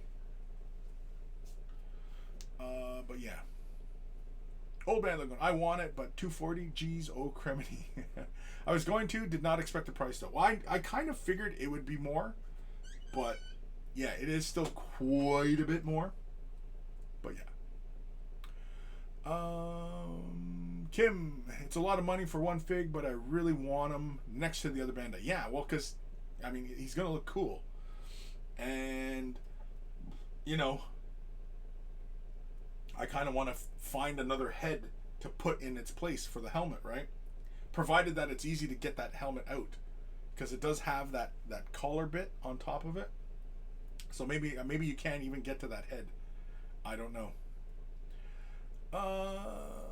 Old man Logan, I have all the others, including the White Scar, on the way, and yes, my grapes are very sour. You bought the White Scar one? Yeah. See, for me, personally, I didn't buy the White Scar. I got the Ultramarine, I got the Imperial Fist, I didn't get the Salamander, because I didn't care for that gun. That gun looks stupid. And I didn't bother with the White Scar because it was essentially just the Intercessor, the original Intercessor, the Ultramarine. Just with different colored plastic, right? And so I was like, man, I chose not to buy it. But this Gravis suit, you know, doesn't matter what the plastic color is because I'm planning on repainting them anyway. I keep saying that even though I still have them sitting on my shelf as defaults. But yeah. Kim already spent so much money on GW this summer. Yeah, you know, it is kind of tough, you know. What are we gonna do? We're gonna sculpt another Thunderbird. What time are we at here? Yeah, we'll sculpt another Thunderbird. What else was the plan? I mean, I could also try sculpting some feathers. That was the other part of my plan because I want to have some feathers. And maybe I don't. Yeah, maybe I'm not gonna tackle another Thunderbird right now. Maybe we'll sculpt some feathers. Actually, I really don't really know how I want to sculpt the feathers, so maybe I should hold off and research what kind of feathers I want. Because I don't think I want just entirely eagle feathers on it. I think I might want some other kinds of feathers. So, yeah. Old man was trying to keep the entire collection intact. Then this. Yeah. I mean, again, yeah, like, I'm repainting them. So, you know, I'm not too worried about, you know, having them all as a collection as, you know, the chapters that they're being sold as. That's not my goal. I could just as easily have bought, you know, a bunch of Ultramarines, right? Because I plan on repainting them. In fact, I was talking about this I think it was yesterday, I was talking about this, that I would love to do a recreation of this in 3D with those figures. Now, if you can't tell what this artwork is, this is the current iteration of Crimson Fists that imitates the cover art for Rogue Trader. It's like the Crimson Fist Last Stand kind of thing. Yeah. Wouldn't that be cool? All in Bandai McFarlane Marines with a Gravis. I'd have to make a standard bearer. You know what I mean? Like, wouldn't that be fun? Just have that as a big display. Come on, we're talking fun here, people. All right, what am I doing? I guess. I think initially what I was thinking of. Oh, you know what I'm gonna do? Yeah, let's do this. Let's keep it. Let's change it up a bit because we can work on the other Thunderbird Wednesday, or I might work on it later. Who knows? Either way, I'm just gonna set that down. I am going to type in because here's the idea for the squad marking. I'm just gonna put that there. A bear paw. That's what I'm gonna do. Yeah. Let's go over to images. Yeah, that's pretty straightforward right there. Keep clicking buttons here. Back off. Yeah, so basically, if you just type into Google bear paw and go over to the images, and basically, yeah, it's a stylized look as far as the bear paw. Realistically, bear paws, you know, have nice big long claws. Yeah, I think we'll stick with that. Even click Native American, because natives are all about the bear claws apparently. I mean, for us culturally, the bear is significant. He is a symbol. He's a clan symbol. And the bear clan typically is the warrior clan. They're warriors. I mean, we're all warriors, but they're a family of warriors, essentially. So, which shoulder? It would be the right shoulder pad. That's the left, so this is the right. I mean, they're identical. Does it really matter? Does it really matter? Because they're labeled L and R. They look identical. Same shape, size. I don't know. Anyway, we're going to do the right because this is where the squad marking should go. And so basically, my inspiration for the squad marking is I'm going to sculpt a little bear paw right here, probably about the size of my thumb. It'll occupy about that much space. And I think I'm going to do kind of either some traditional line work Or it might do something similar to Space Wolves. You know how they have like the squad markings for like, you know, Grey Hunters, Long Fangs. You know what I mean? It could be like a Jig-Jag or, you know, Zigzag or, you know, whatever, right? And so, yeah, I think that's what I'm going to go for. Obviously, it's going to have similar type vibes to Space Wolves, but, you know, yeah.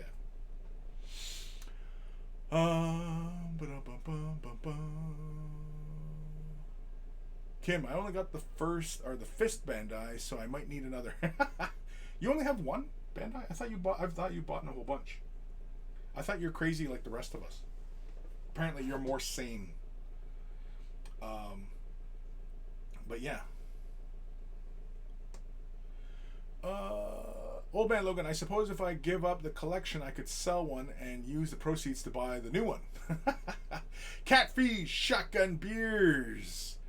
I got some clones coming from Star Wars Legion. Can't wait to paint those. Cool. Yeah. I put some of the damn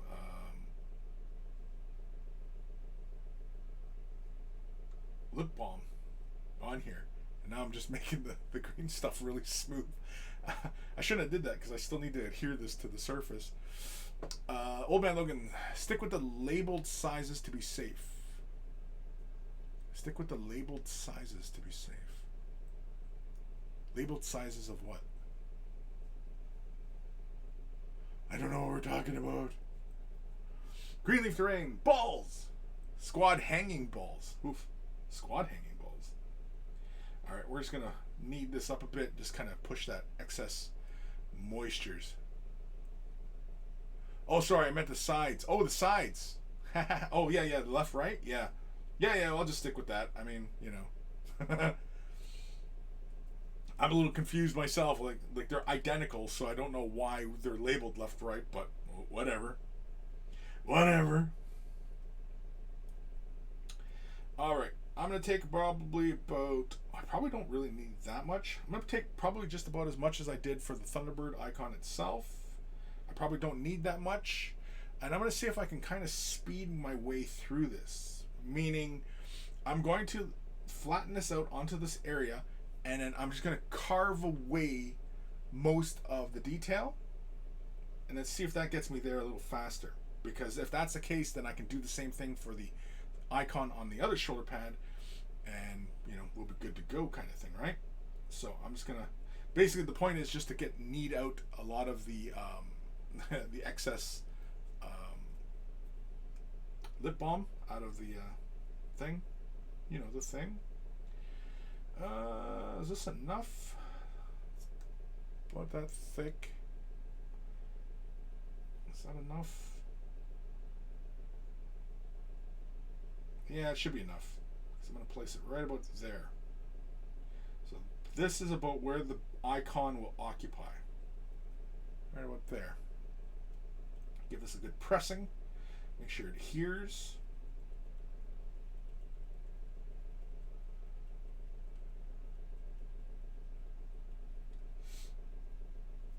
Initially, I was thinking for my Bandai Marines of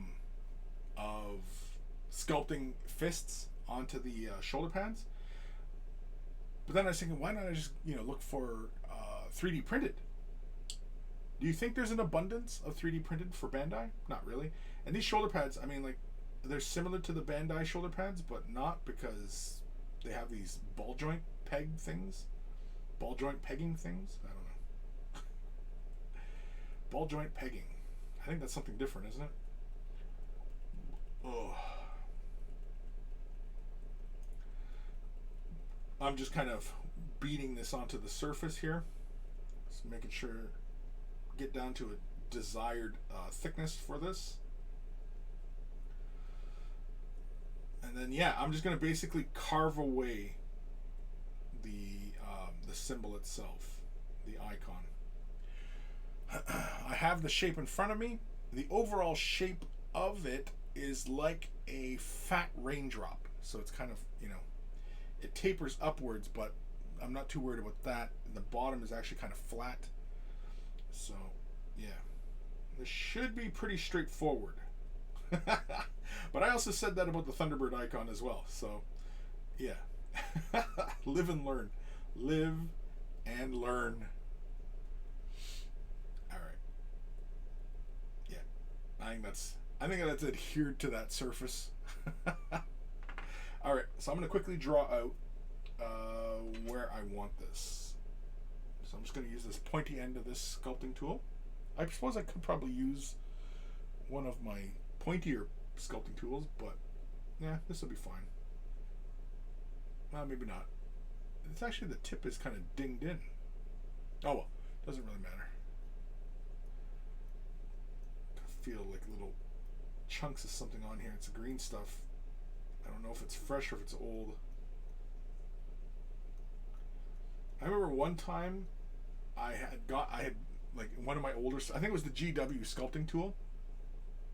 I had ended up letting a bit of green stuff cure onto the tool, and so I used a little bit of abrasive sandpaper to help remove the green stuff off of the surface.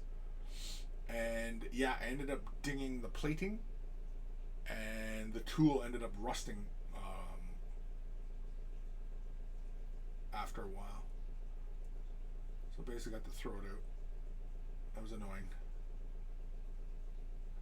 Alright, let's mark this out. Just wiping off my hands, getting this grease off. So let's start off with the bear icon, and you can see how shiny it is. Even that's with my fingerprints, and you can see how shiny that is. Yeah, so let's just start off. I'm gonna make the bottom of the paw like that. So it's gonna go kind of come up, come around. I want it to occupy most of this, right? Because we can always refine the shape, like so, right? That's the bottom of the paw. Because the other bottom of the paw comes up a bit. Yeah, it's pretty thick. It is pretty thick. It's okay though. It's okay. If I ever want to smooth out like a large surface like this, I just put a little bit of chapstick on my finger and then just rub it on the area, and it smooths it out. It's smooth. Just like that. See how smooth that is? It's smooth. I'm going to make the icon just a bit bigger because there is quite a bit of material here. So I'm just going to work it a little bit more. Just apply a little bit more pressure. Just move this around.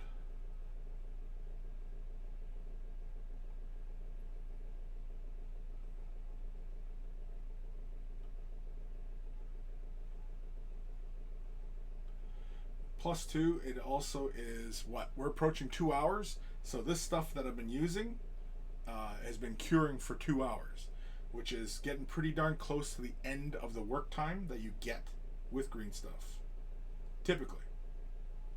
Unless, of course, you change the amount of blue and yellow. Blue is the catalyst, and yellow is blue is the hardener, and yellow is the epoxy material itself. And so, yeah, something like that. And if you change the color, if you add more yellow, you end up with softer green stuff.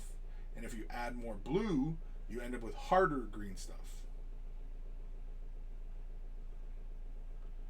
All right. So, I want something to draw with. Yeah, we'll use a bit of this here. Got to move fast. Now this should be a pretty straightforward operation. Just kind of, working the shape out, but, here we are, right? Something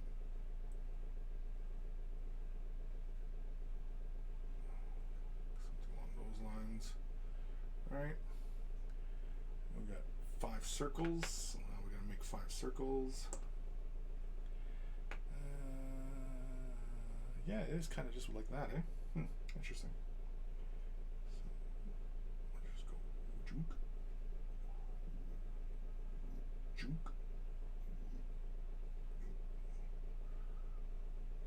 okay if we make little mistakes because we're just sketching this out right now.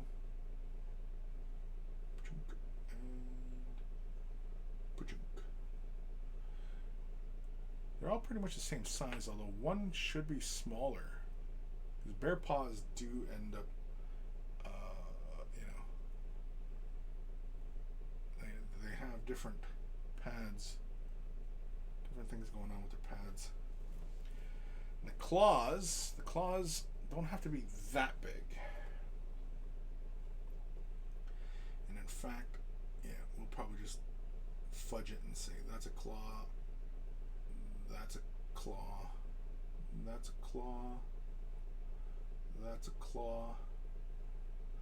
And that's a claw. Again, these are more guides just so that, you know, I can see what I'm doing here. And so now we're going to start carving away the material. We're going to give this a try.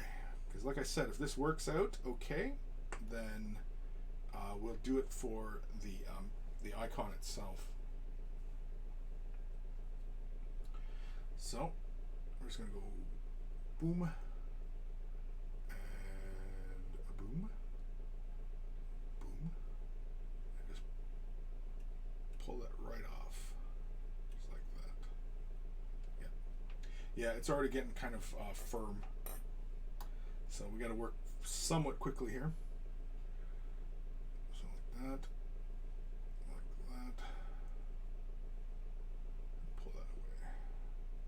You can already see how, like, you know, like when plastic stresses, you get that white. That's how that's looking right now. It's still workable, but it's we're burning daylight here.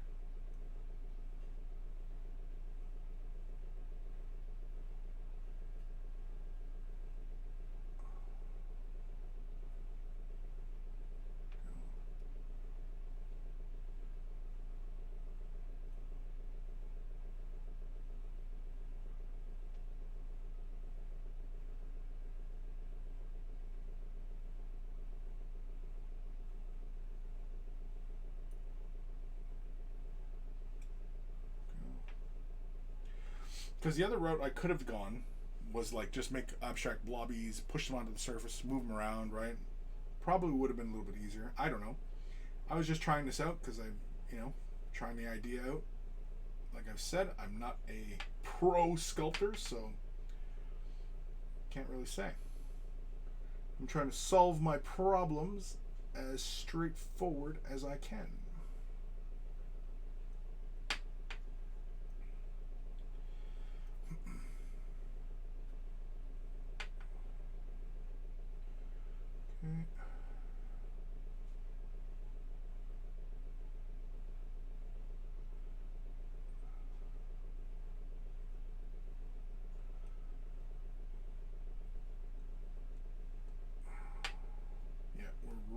Losing time now. This stuff is getting pretty darn dense feeling.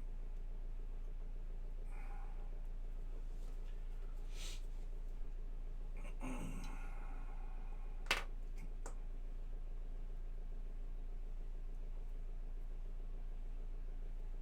at 2 hours. Do do do do do do do. Now, most of this, the way the claws are depicted is they're curling inward. So we'll stay with that kind of vibe.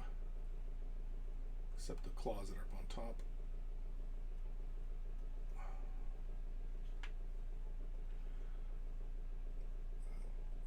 Curl that upward.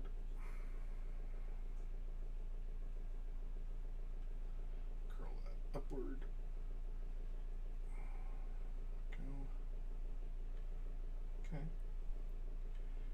Okay, I can feel it really getting really dense on me. Now, interior spaces here.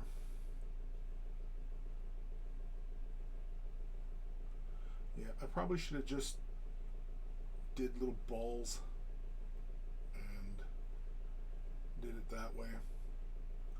I thought I was being clever. I wasn't. Making this harder for myself, really.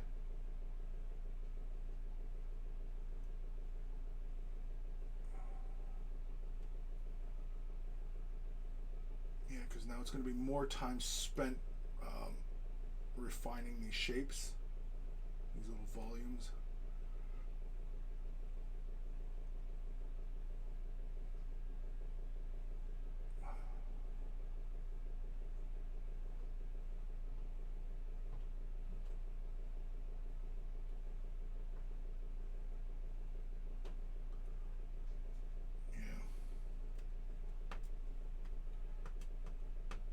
The green stuff's really starting to harden.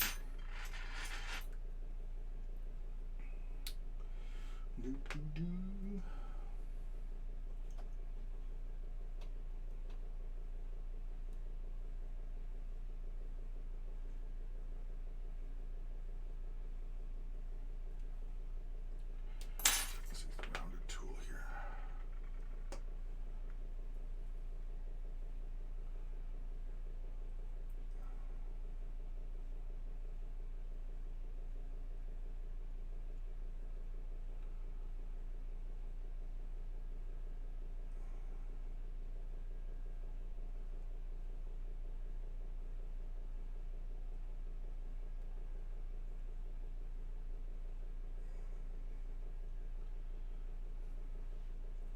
Yeah, this is getting pretty hard to actually work with now.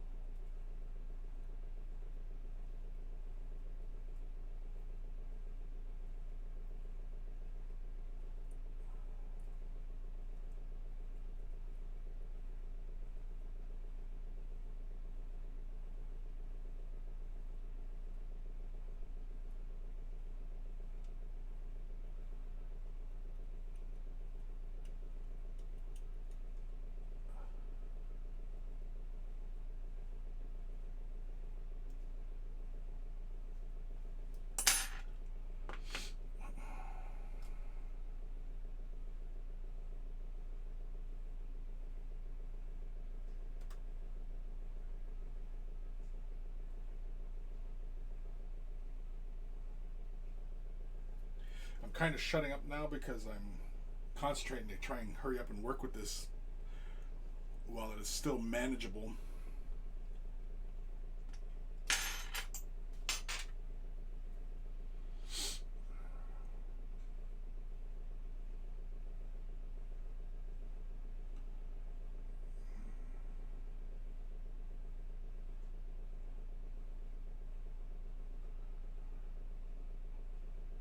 Which is making itself out to be quite a challenge at the moment.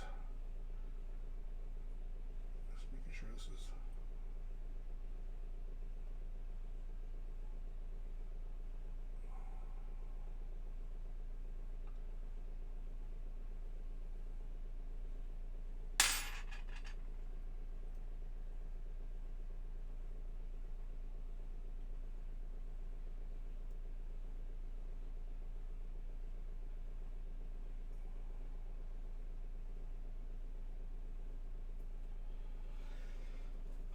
it's not too bad.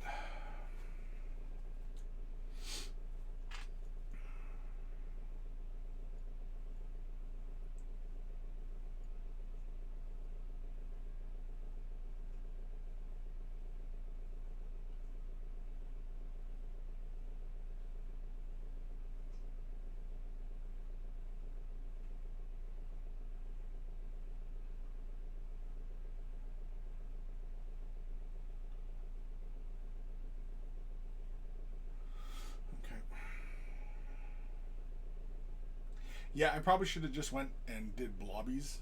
That probably would have been the easiest. Instead of trying to go this route, try to be clever.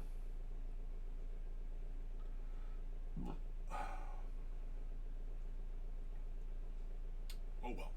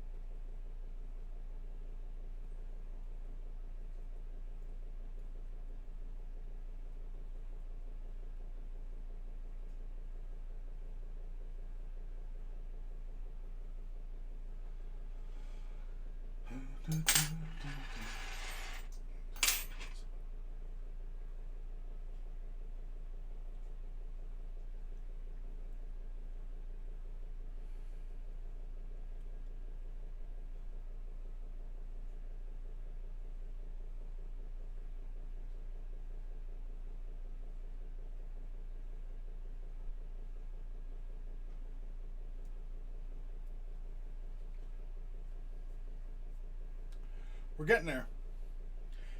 We're getting there.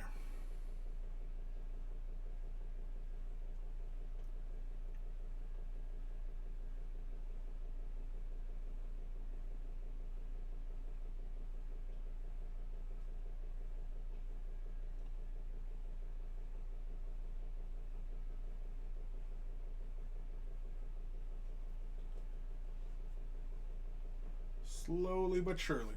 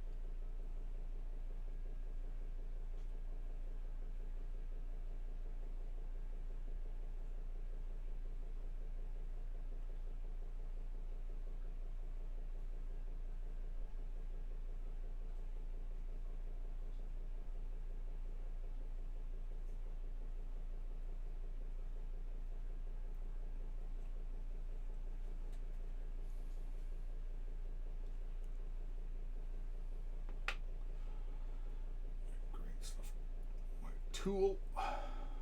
Clean that off.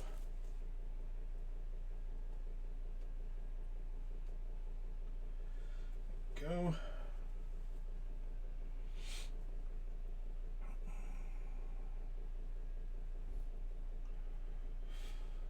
What time are we at here? Holy cramoles, we're way OT now. It's okay. We're sticking with this till we're done it. So strap in or strap on, one of the two.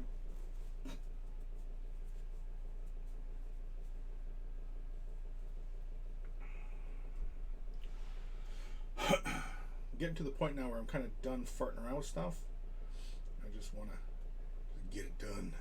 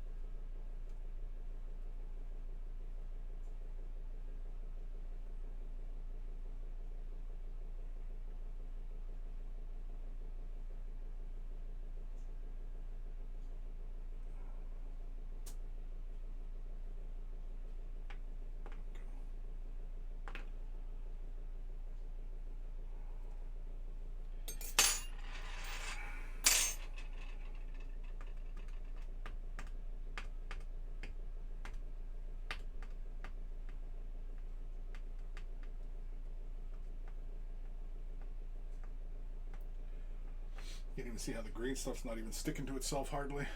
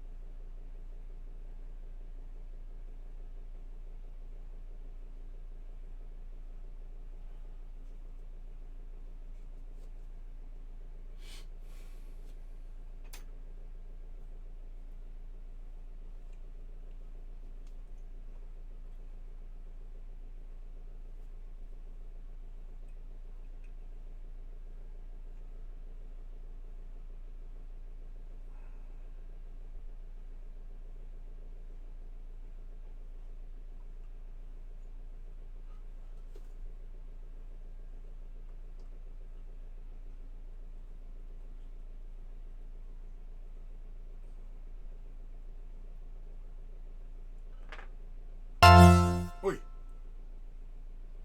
Thank you, M. Wells91, for subbing with the Twitch Primes. Thank you.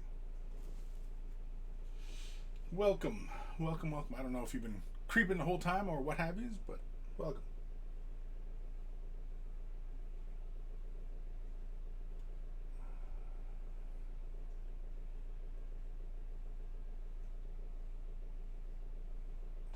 Got a little bit of green stuff over here.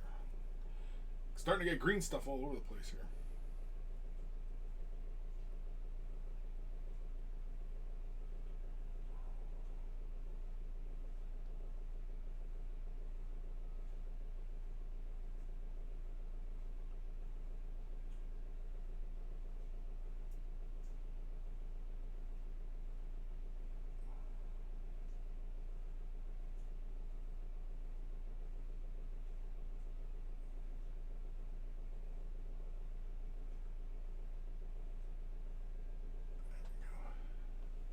Just trying to refine up some of these little shapes here. Again, I can feel the green stuff becoming really, really hard right now. So I gotta hurry up. Gots to hurry. This really should be more like this. Yeah.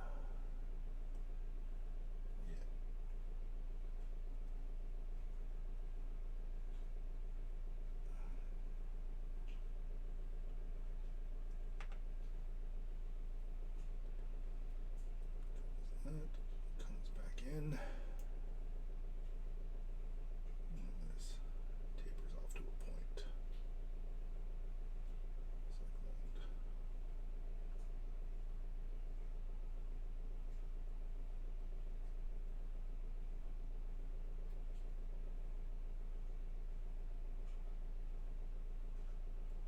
Oh, it's almost tempting just to make the actual claw points come out from the shoulder. I think that would read too much like chaos, though. If that were the case.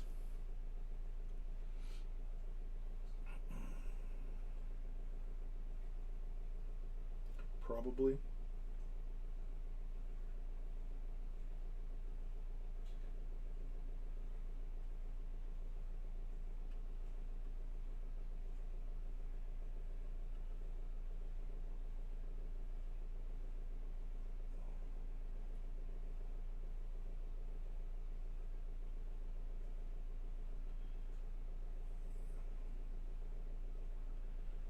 Almost like a teardrop shape is what I'm trying to create here.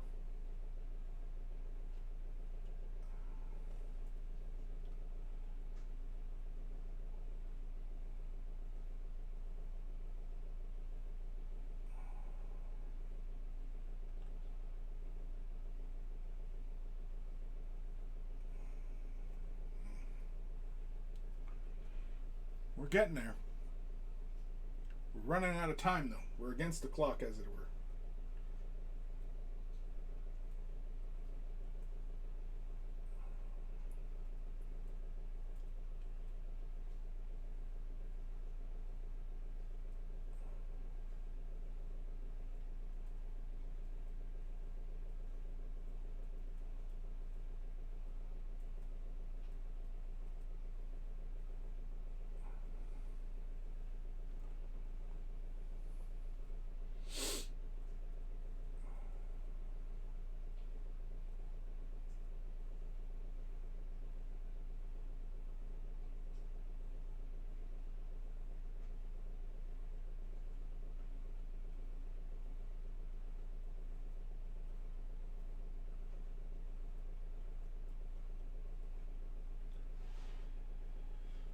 think we're almost to that shape.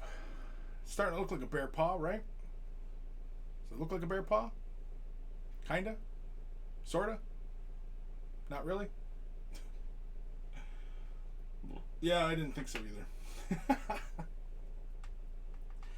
I should just give up. Ugh.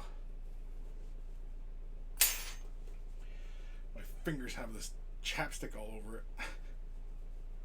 There we go. All right.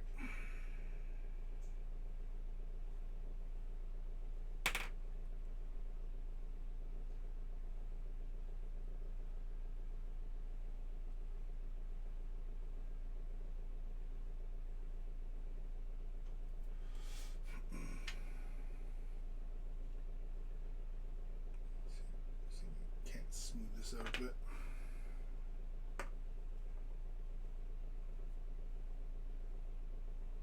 Try and make these kind of even.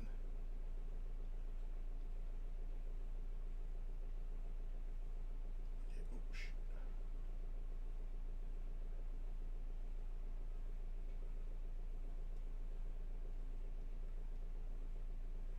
Yeah. That's all right.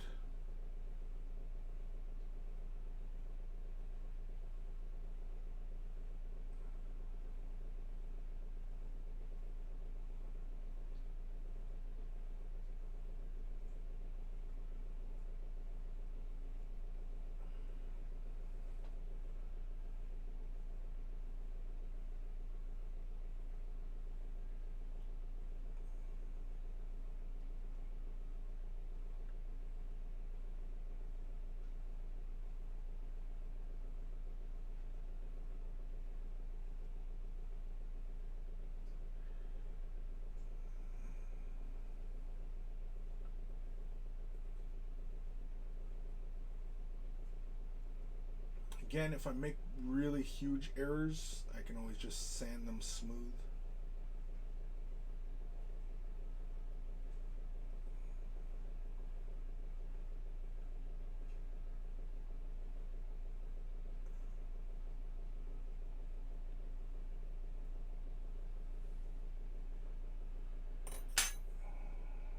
Palm's a little bit big.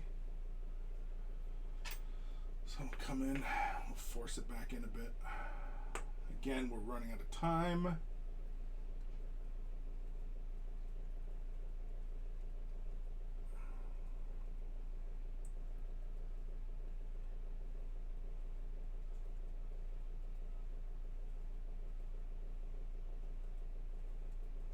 Just like that.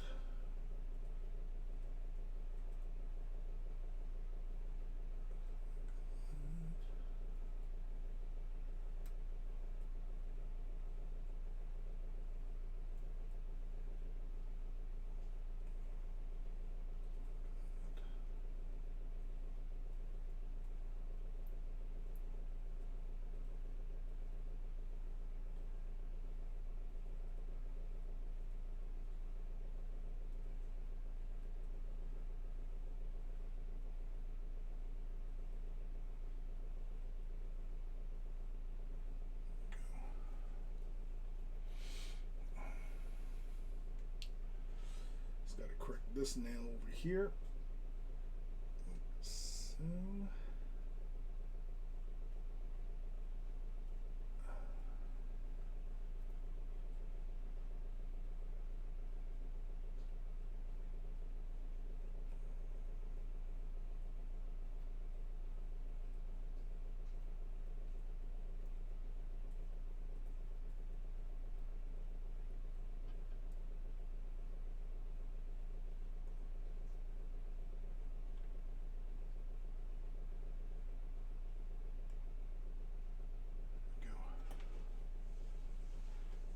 Feel a little bit more even Steven.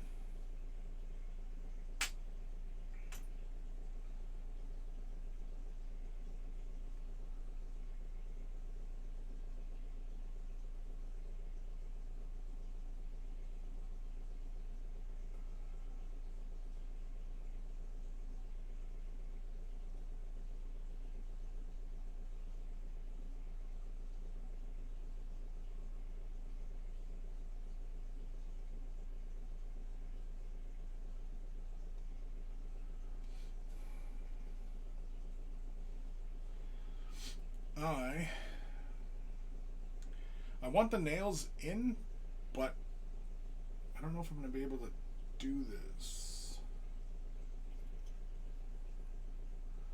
I suppose I could just make a little triangle like that over each digit and make the nail from that.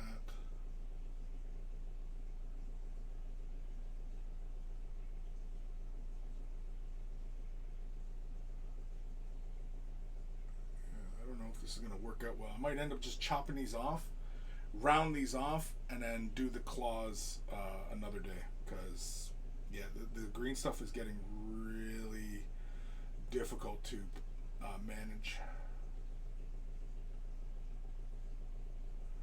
I'm getting little dings here and there.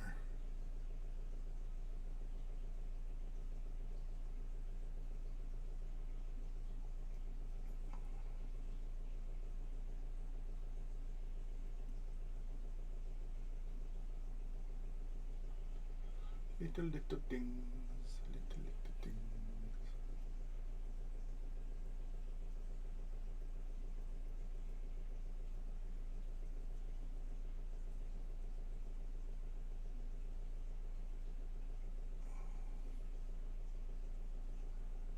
Right.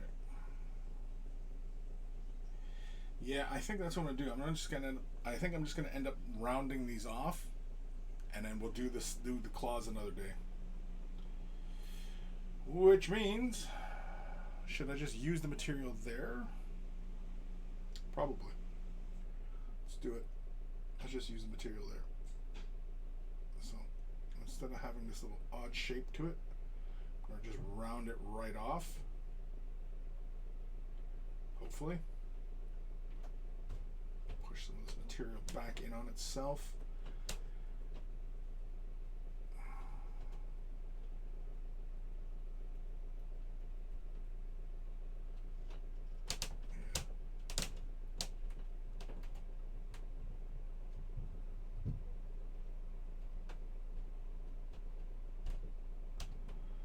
That's what we got to do. Got to do what we got to do.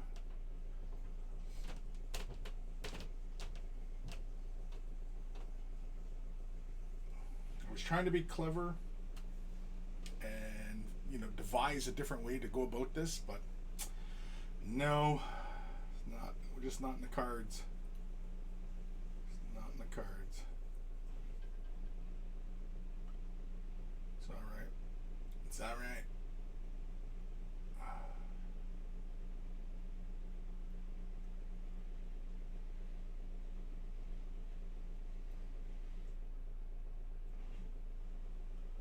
Just trying to neaten this up.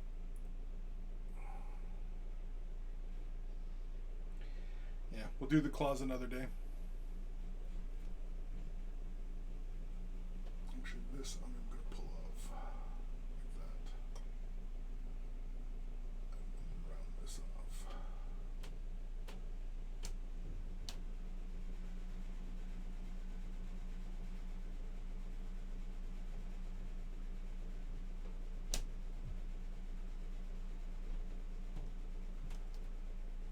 Take the little chunk off too.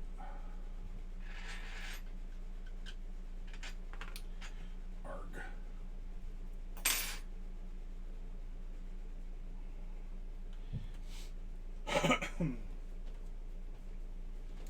Go dang it. Go dang it.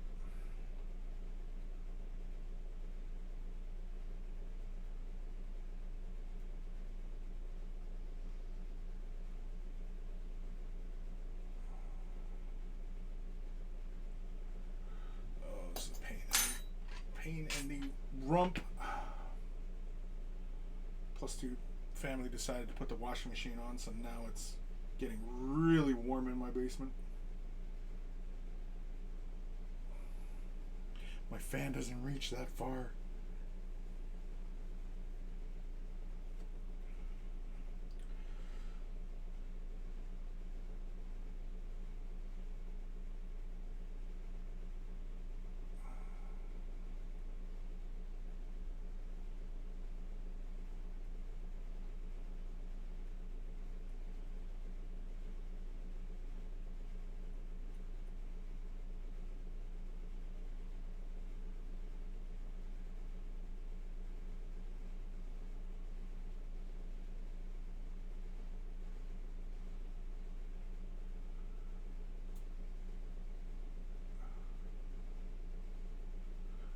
just going to concentrate on making the forms round. And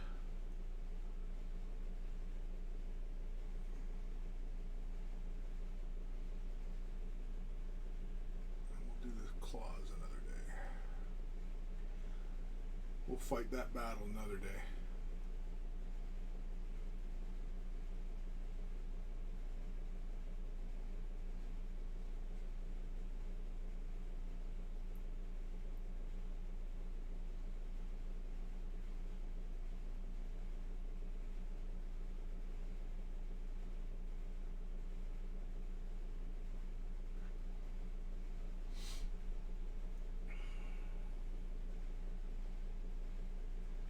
Here's a question for you all. Does anybody know any good sculpting tutorials for feathers? Maybe you can point me towards one, because I don't think I've ever really sculpted a feather.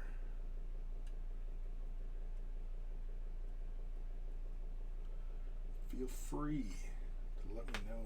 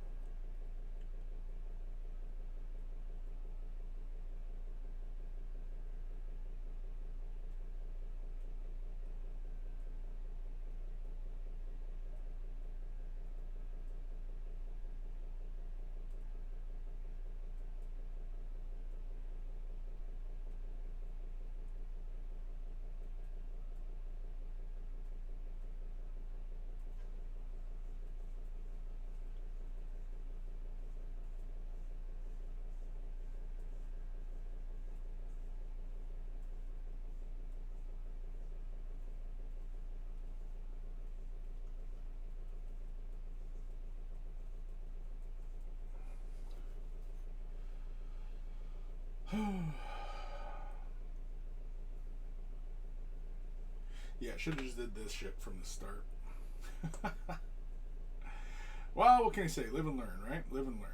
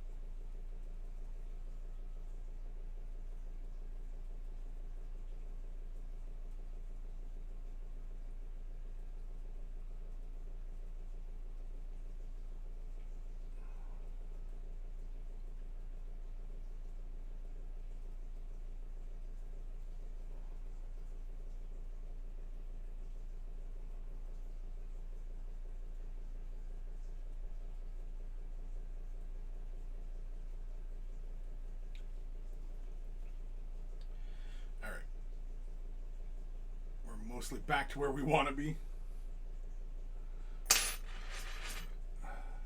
This, try and smooth this out a bit.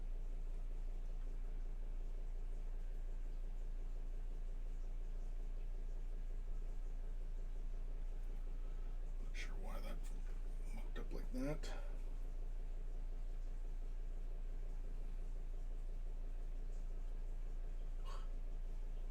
Yeah, this green stuff is just kind of hardening and sticking to everything.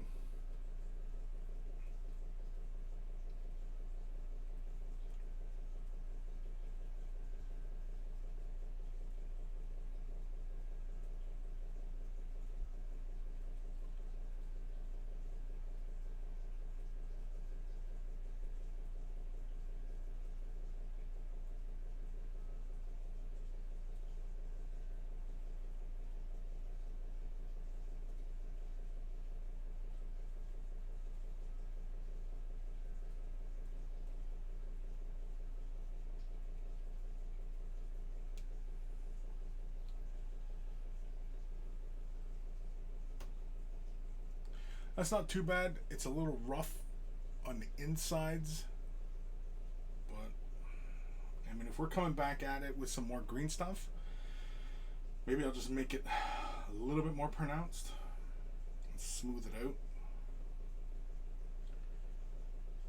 rather than trying to fight with hardening green stuff right now. I'm suspecting.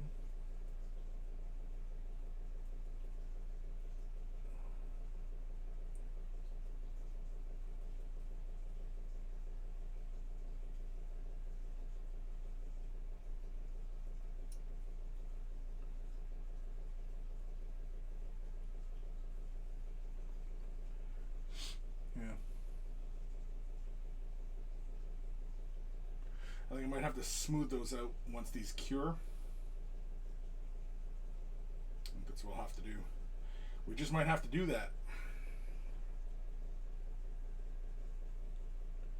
Do want to clean some of this up though.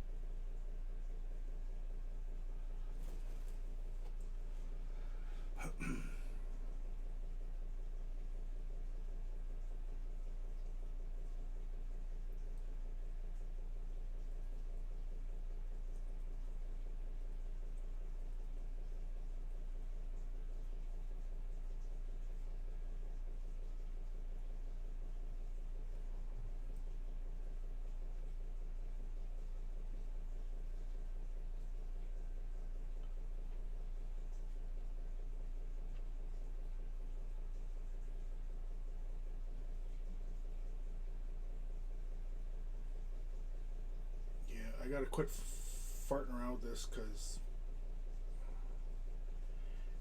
the hardening is just making it more difficult to blend ends together. It's not blending very well. It's annoying me. I'm getting annoyed.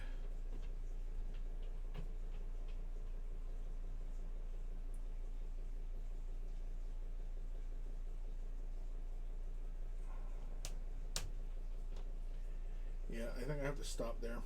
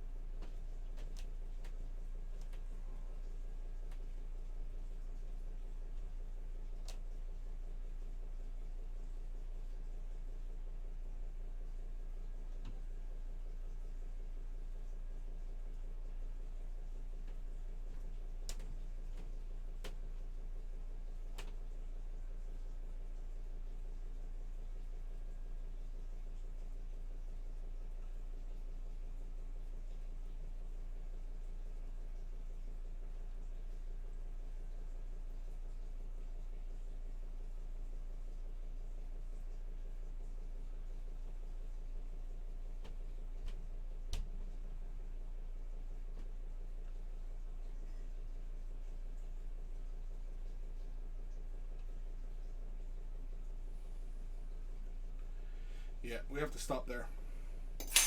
I'm just gonna end up messing it up. It's already kind of chunky and broken at in the little finger, like the digits. But I can always come back in with just a little bit of green stuff and smooth that over. But once it's cured, I'm not gonna bother curing it now. So I think we're gonna end her there. We're 1.5 times successful at this today.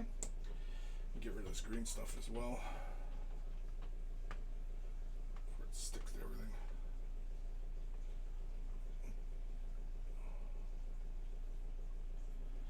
Ugh. It's annoying me.